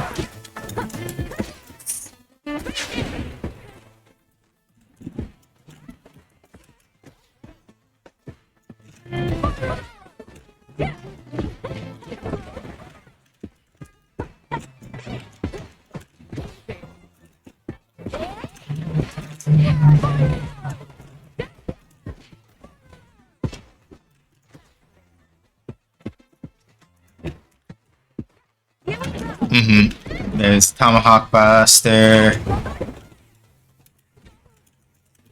Or not Tomahawk Busters.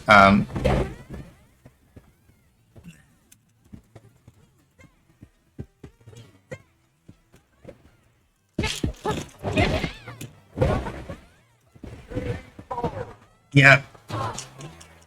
The punish is still free. Yeah. Too slow.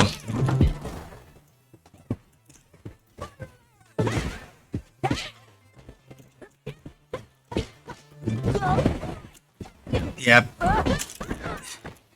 EX Typhoon.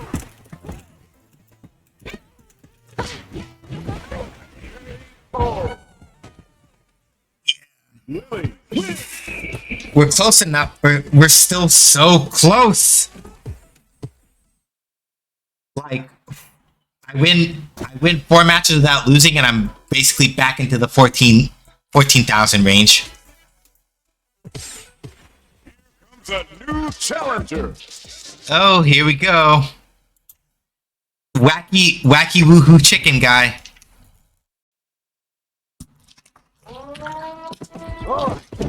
Round 1.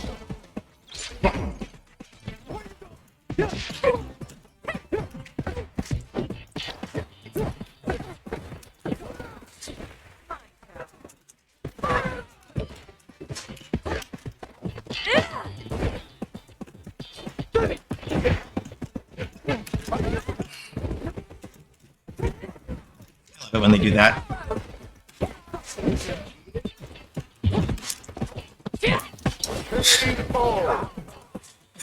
God.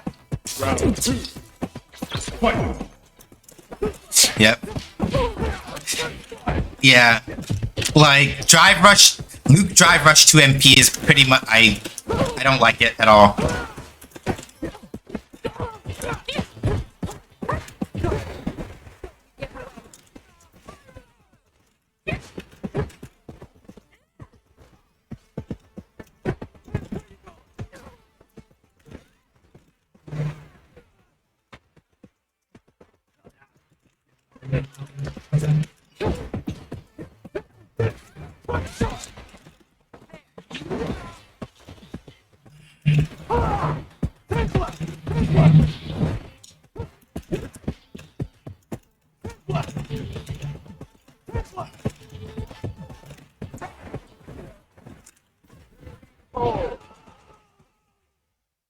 Cammy wins. Oh, if he's just doing 5 LP, you can always match with it. You can't frame trap with the target combo is -3. Round 1. Okay, yeah. I halfway hear you, but also I'm just like, I can't fully absorb that because I have to go look at what his 5 LP looks like because my brain is not going to absorb that right now. There we go.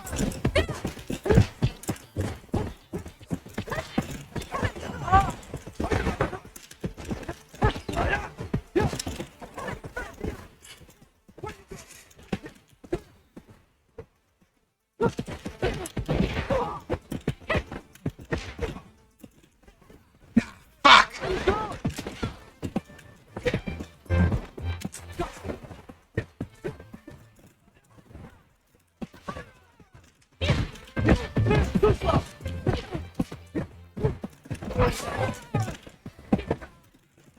No! Fuck. Okay, thank God.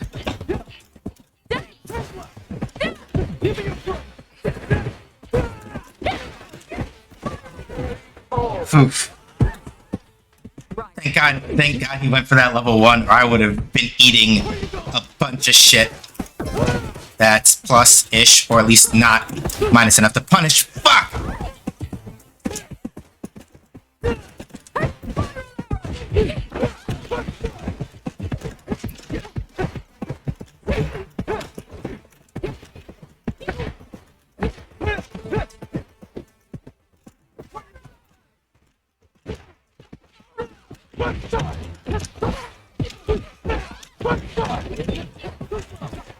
Fuck! God, this character's annoying. Round. Fight.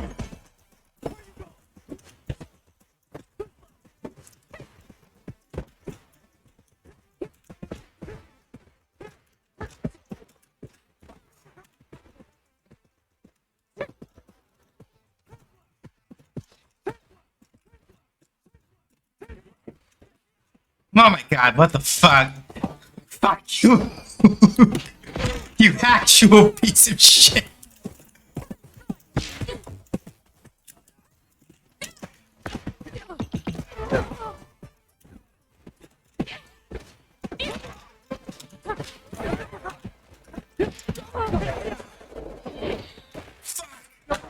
You.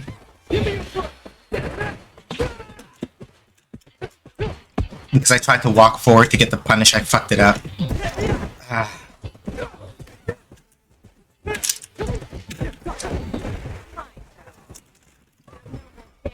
Ah, God.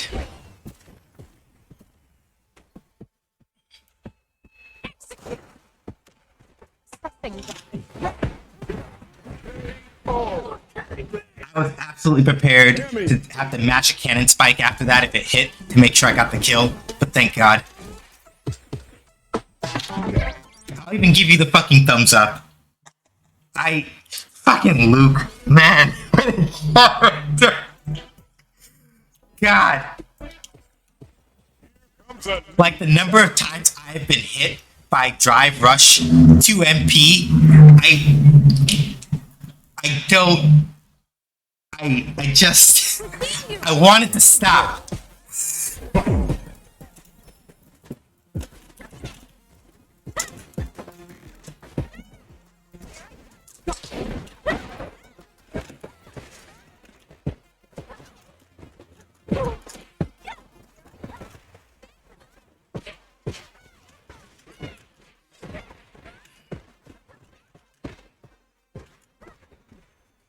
It's fine.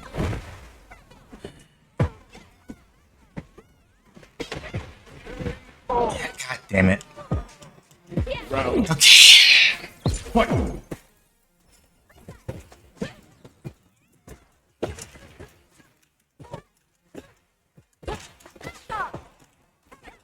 God damn it.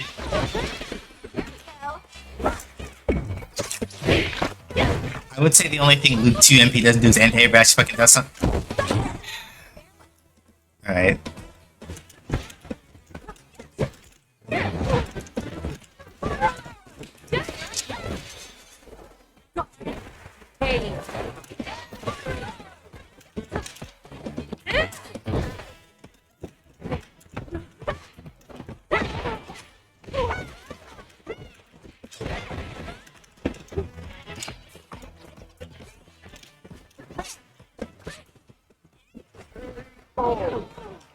Yeah. Kimberly wins. Now this is the hard part. 'Cause basically, this Kimberly is doing what every Kimberly player does, which is that they run aggro, which makes sense, right? They run aggro right out the gate in the hopes of, like, pissing you off and freaking you out.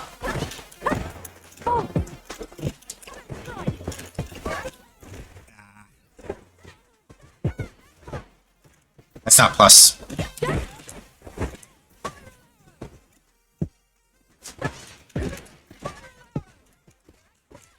Damn it.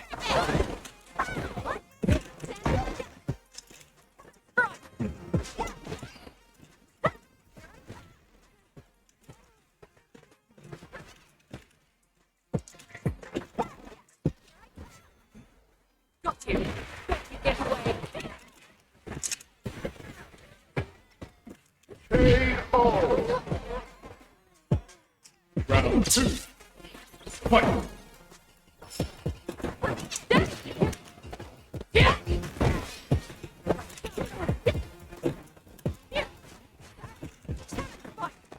Yeah, they don't do that. Okay, that's fine.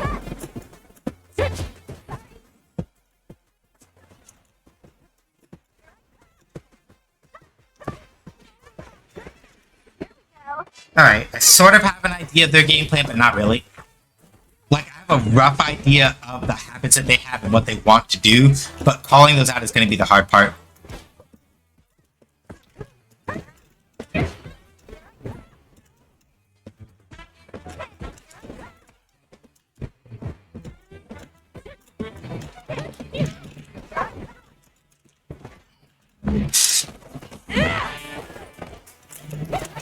Fuck.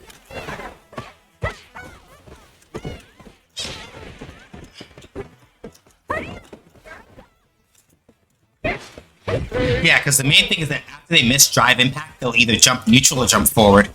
So if I can call that out more effectively, they like to slide at that distance. So it's a lot of little things that I'm seeing, but that I can't quite. Also, if people like approach them.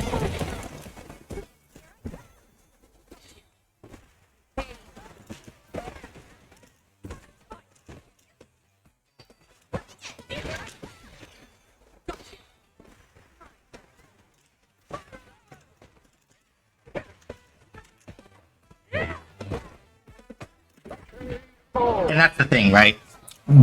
Like, part of it is that, like, I'm not really sure what it is. Kimberly players, some of them really, really, really like the drive impact, like, a lot.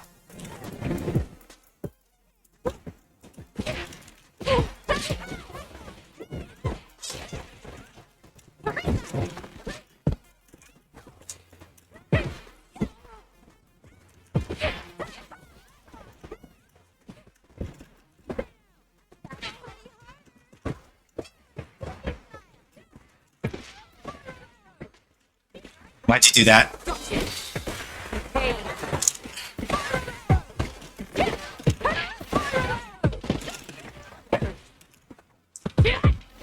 No. So you're either gonna go for slide or slide. Yep.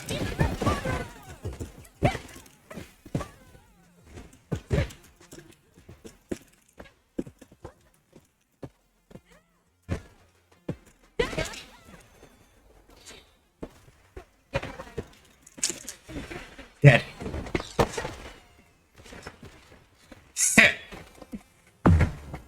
Locked on.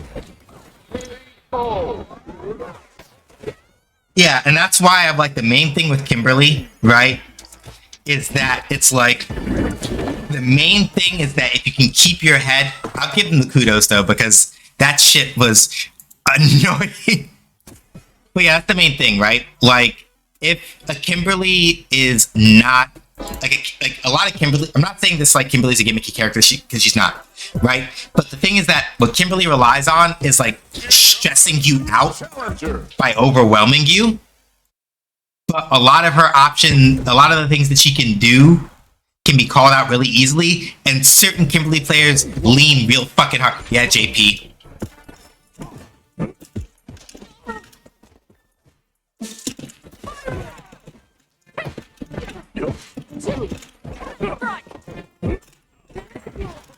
Why would you do that there?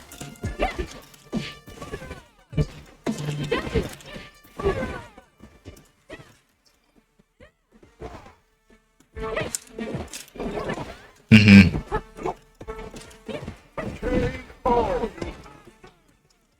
Round 2. I can't actually tell if you, yeah.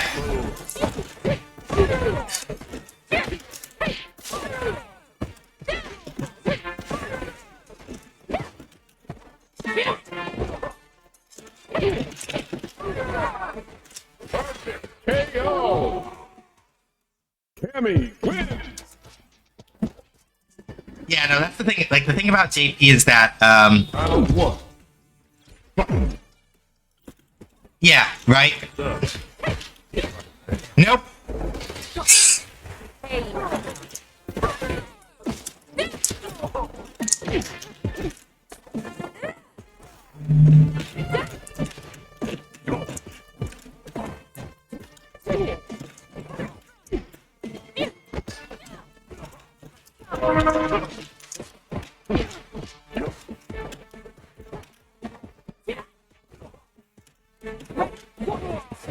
Yeah, is the expression? Yeah, Target. Round 2. and like it's also just free as fuck the neutral jumping, right? Like,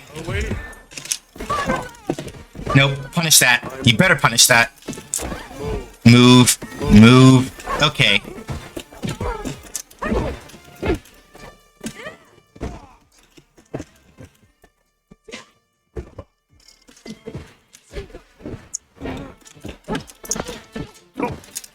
Nope. Cease and desist. Why would you do that one?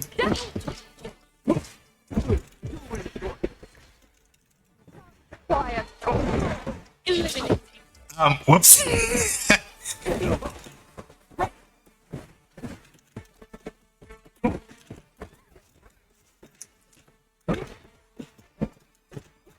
You're dead. Yeah, like you can also neutral jump his oh my god. Okay. Okay. I just need something chill and I got this. See, this is the part now where I'm gonna hang on.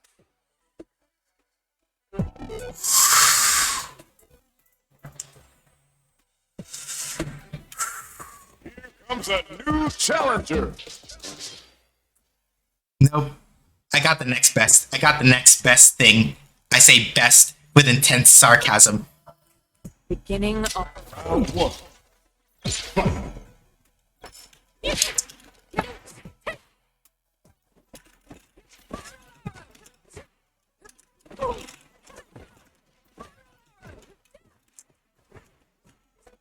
Good. They know the trick and didn't fall for it.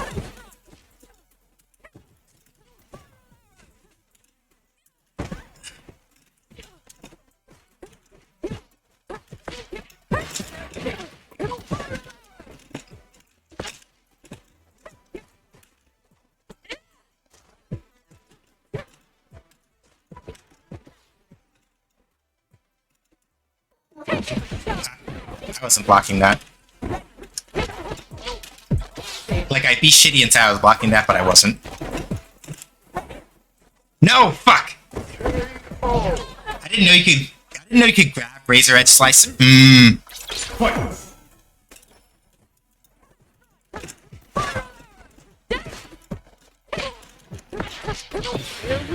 How the fuck did she get under me? What?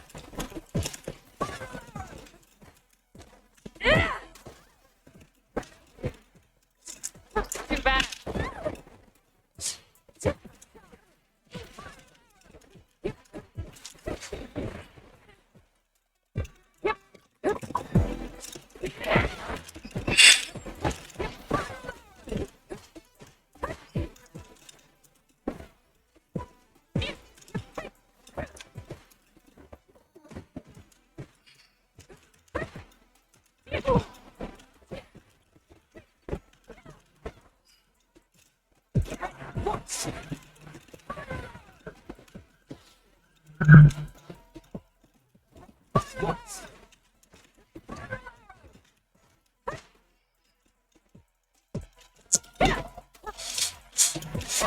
Whew. Holy shit.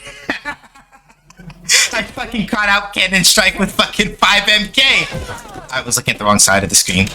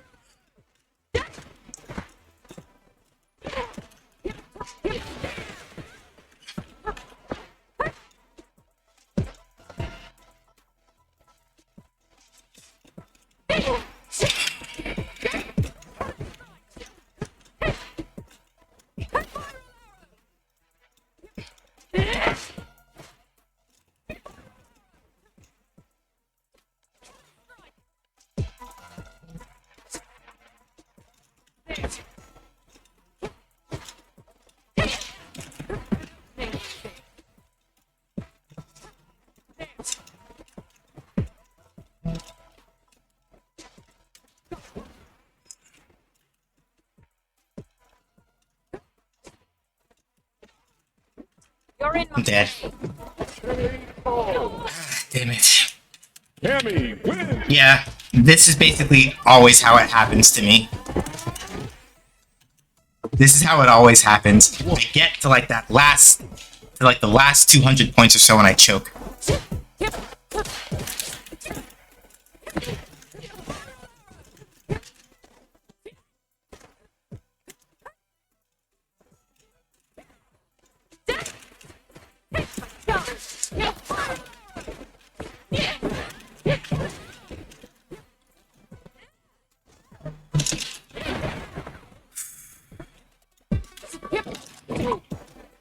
could just do that more consistently also, I think that would help.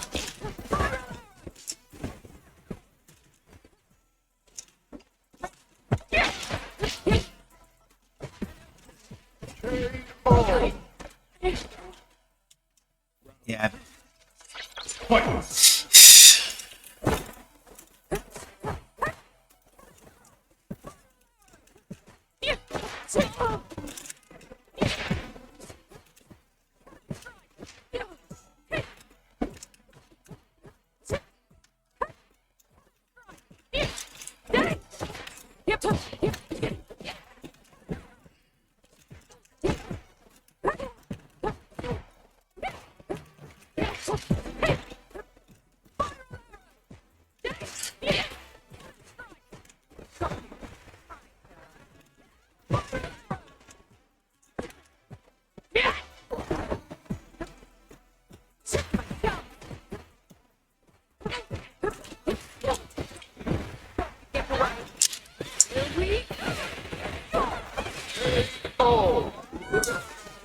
Oof. Fight! Okay. That might be the evening factor if I'm careful about it.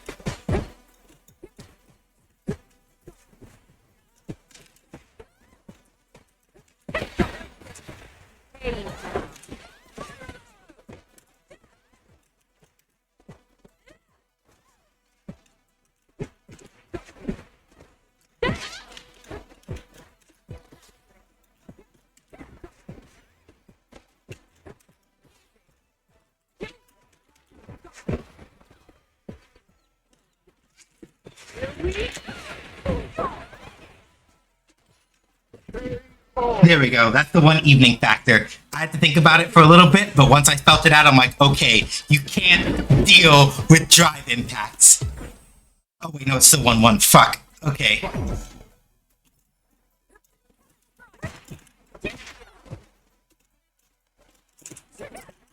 I have to pick carefully when though, because they're gonna start throwing it.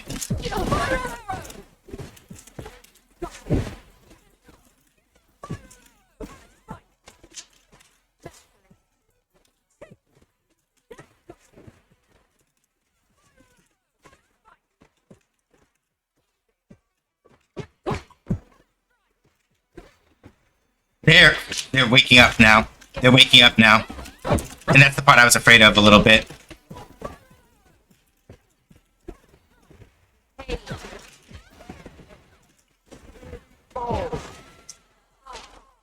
They're waking up a little bit though. So I have to be I gotta be very deliberate about it. Good throw.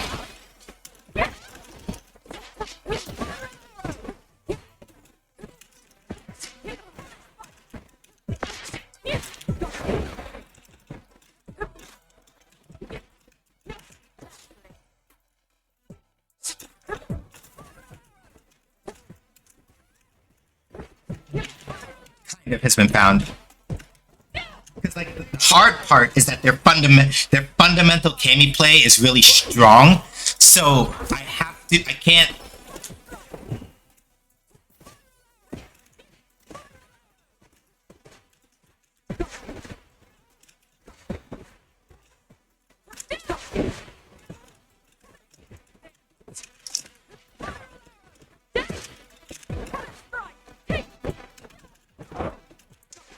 Yeah, see, and they're gonna start. I can't get too loose with it because then they're gonna start baiting it.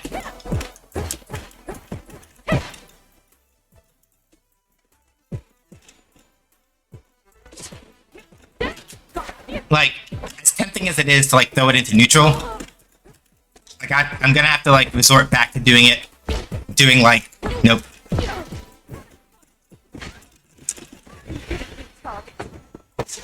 It's not gonna kill, but it's gonna hurt. Never mind, I'm full of shit. Never mind, I'm full of shit. Oh my god. Plateau? I don't. One more. One more. One more. One more. Holy shit. I just gotta get. Homer, I swear to God, if it turns out to be Luke, I'm going to kill you. I will literally fly into your fucking DMs after stream is over and go, you motherfucker, you did this to me. Okay. Either this is free as fuck or I'm going to die. We're gonna have to see how it goes. Either this is free as fuck or I'm gonna die. We gotta see.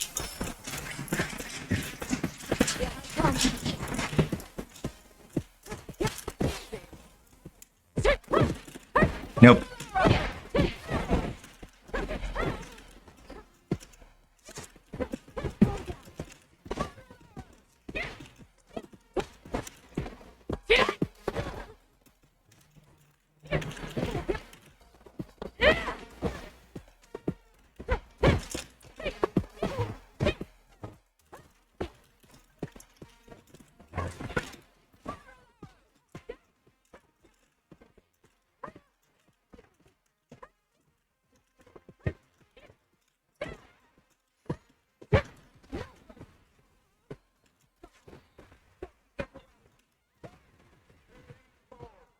Okay.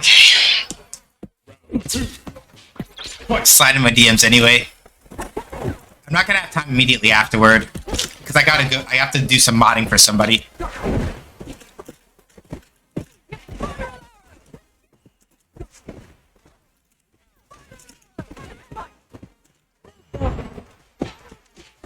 Okay, that's fair. I still have the life lead, so.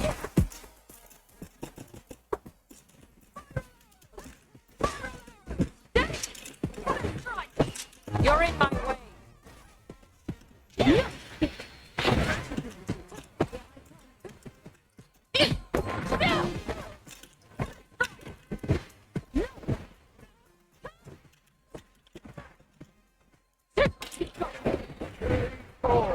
Hey, Rainy. Cammy, win! We fucking did it, gang! Platinum 2. I'm not a one and done, though. So, if I lose... I get one protection if I fuck it up. But, we'll see.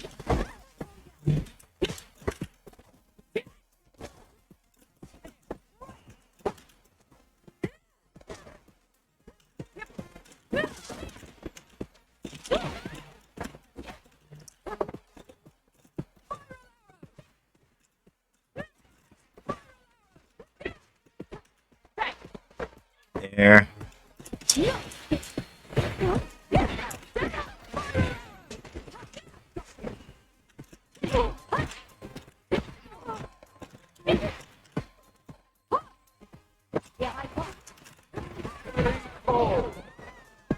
Yeah, oh no, yeah. Hi, Rainy. Oh no for the beer. Yeah, you came basically just in time for... That's fair. And that's why you shouldn't do hooligan and neutral.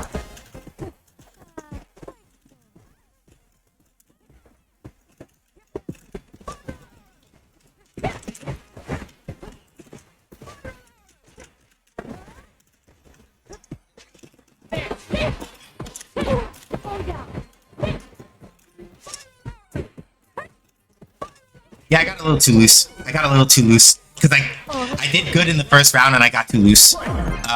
So now I have to kind of like slow down just a little bit.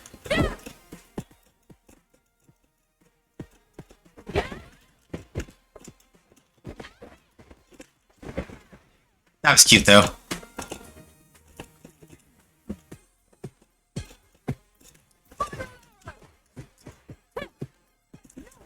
That's fair. There we go.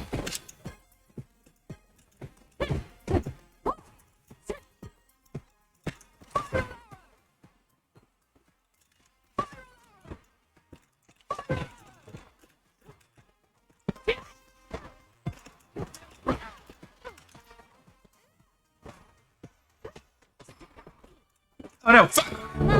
That has so much range! Fuck! I was expecting like level 1 or level 2, or I would have jumped. Fuck!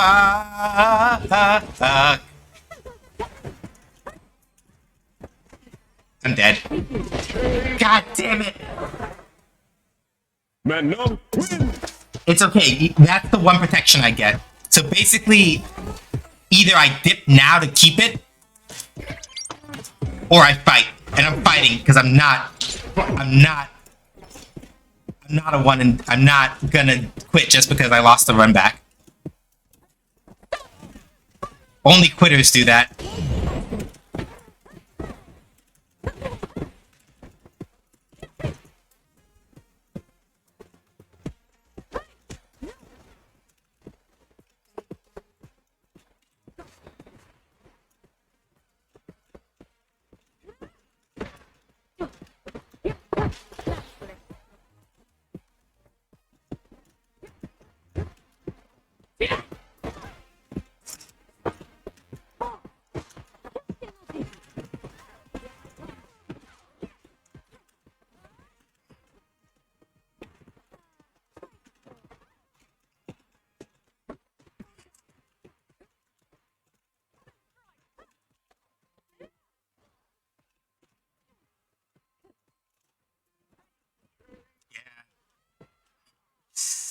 I'm gonna. No, no, no. Don't quit it yet.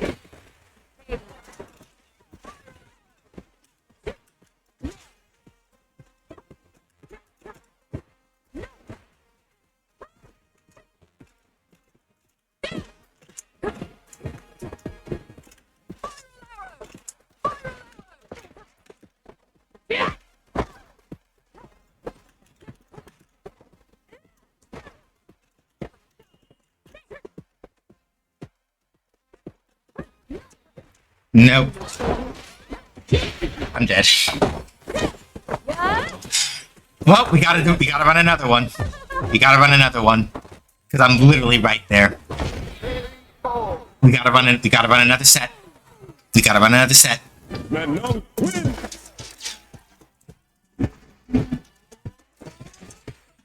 We gotta run another set. I want to like leave this stream with Platinum 2 in my hand.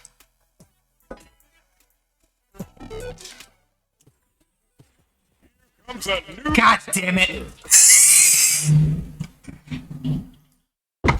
No, no. What? No, Shark. You don't one and done in ranked matches. It's not the way that you do it. You don't do it. You run the set. You gotta run the set. Like, I get it. I appreciate that you're like, I don't want you here all night, but you do not run from, you don't do that. It's the code. Alright. I need to actually pay attention to what I'm doing, though.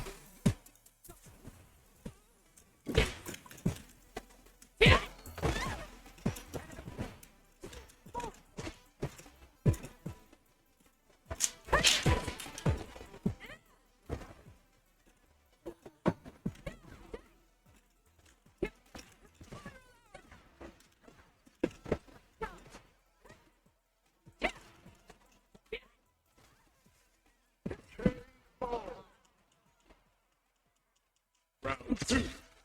Fight.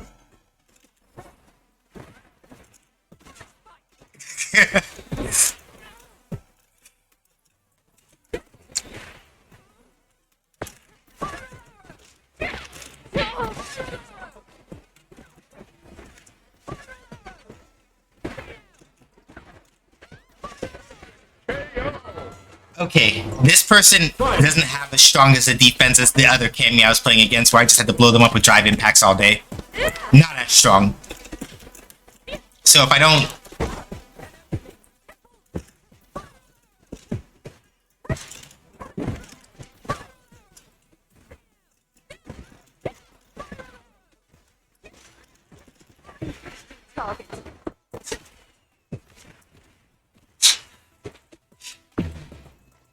Talk. Yeah, their defense isn't as strong. So basically, once I get in and I crack them a little bit, easy big. I can't. Shark, I know you're yelling at me and you're like, it has to be the. Oh! I didn't have to make the choice. They made it for me. Alright. Fine. Okay. Okay. The universe agrees with Shark. Fair. Alright, y'all. We did it. Plat 2. Cammy. Hooray. I did it. It's done. Alright. Let me go figure out what the fuck is going on. While I go figure out announcements and things. First of all, Legend of Dragoon is still happening this Sunday, 5 p.m. Eastern Time, so please come by for that if you can. However,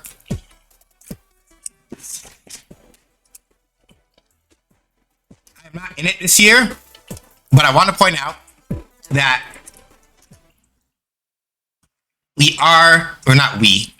that there is going to be a very lovely speedrunning event going on this weekend for Juneteenth on Games Done Quick's main channel.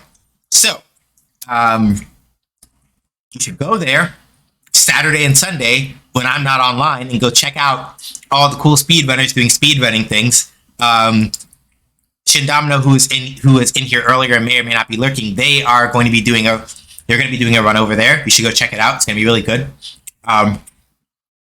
So yeah, Sunday, though, we're going to be playing more Legend of Dragoon, 5 p.m. Eastern Time. Next Friday is going to be more Street Fighter 6. God, not 5. Ew. More Street Fighter 6. I'm not playing anymore tonight, so I don't lose Plat 2. I'm just going to stop playing for the night. As far as rank goes, I'm not going to play anymore. I'm going to let it sit for a little while. Maybe hit up a little bit more tomorrow to keep grinding. Maybe not. I don't know.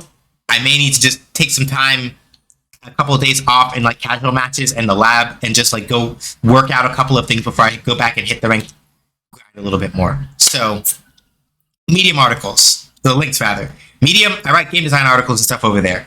I'm finally getting started on the one I said I was going to start for Legend of Legaia, and it will be up in like a couple weeks, especially because I'm not going to be going to work pretty soon, so I should be able to get it done, hopefully. Stream VODs are all over at YouTube at youtube.com/@sjhdoesgames. Ko-Fi. Like I said earlier in the stream, I am leaving my job. I'm going to be actively searching for a job, but the main and primary thing is that, what is the word that I am looking for right now? Come on, brain. Please, brain. Right.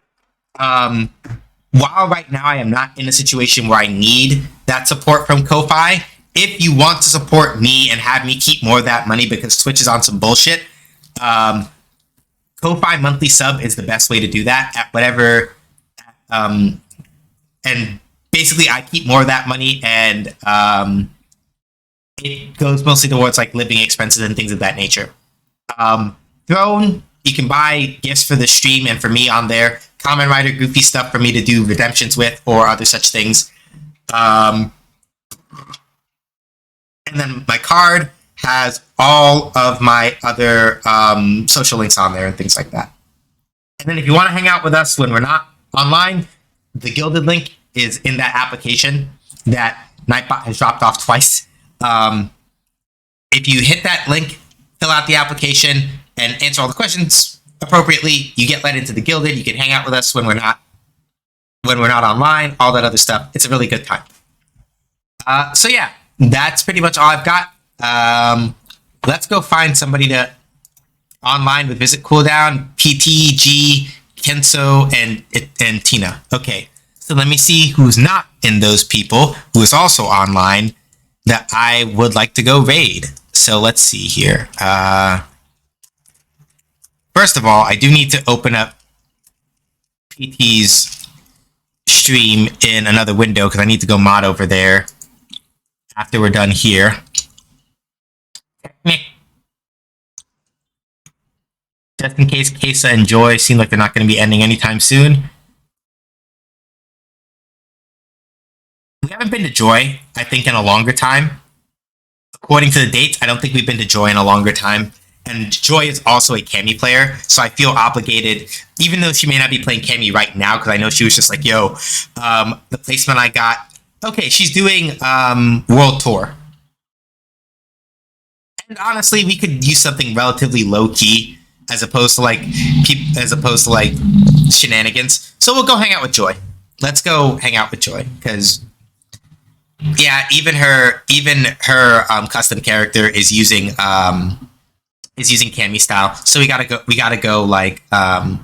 go support her. So Joy also likes playing like JRPGs and things like that. She doesn't just play fighting games, but she's pretty chill, likes having a good time, all this other stuff. And is overall just a nice, pleasant person to hang out with. The XP gang is a lot of fun. So when we get in, hit her with an SJH does raids. Let her know who sent you, all this other stuff. Until the next time I see you, whether that's next Friday at 6 or this Sunday for Legend of Dragoon, stay safe, wash your hands, wear a mask, don't go outside if you don't have to, and be excellent to each other, but not to bigots, turfs, racists, sexists, Elon Musk stands, spitters, or Luke players, except for T. T has a good heart. He just happens to also be a Luke player, so it's okay. At any rate, though, till the next time I see y'all, whenever that is, take care. All right, bye.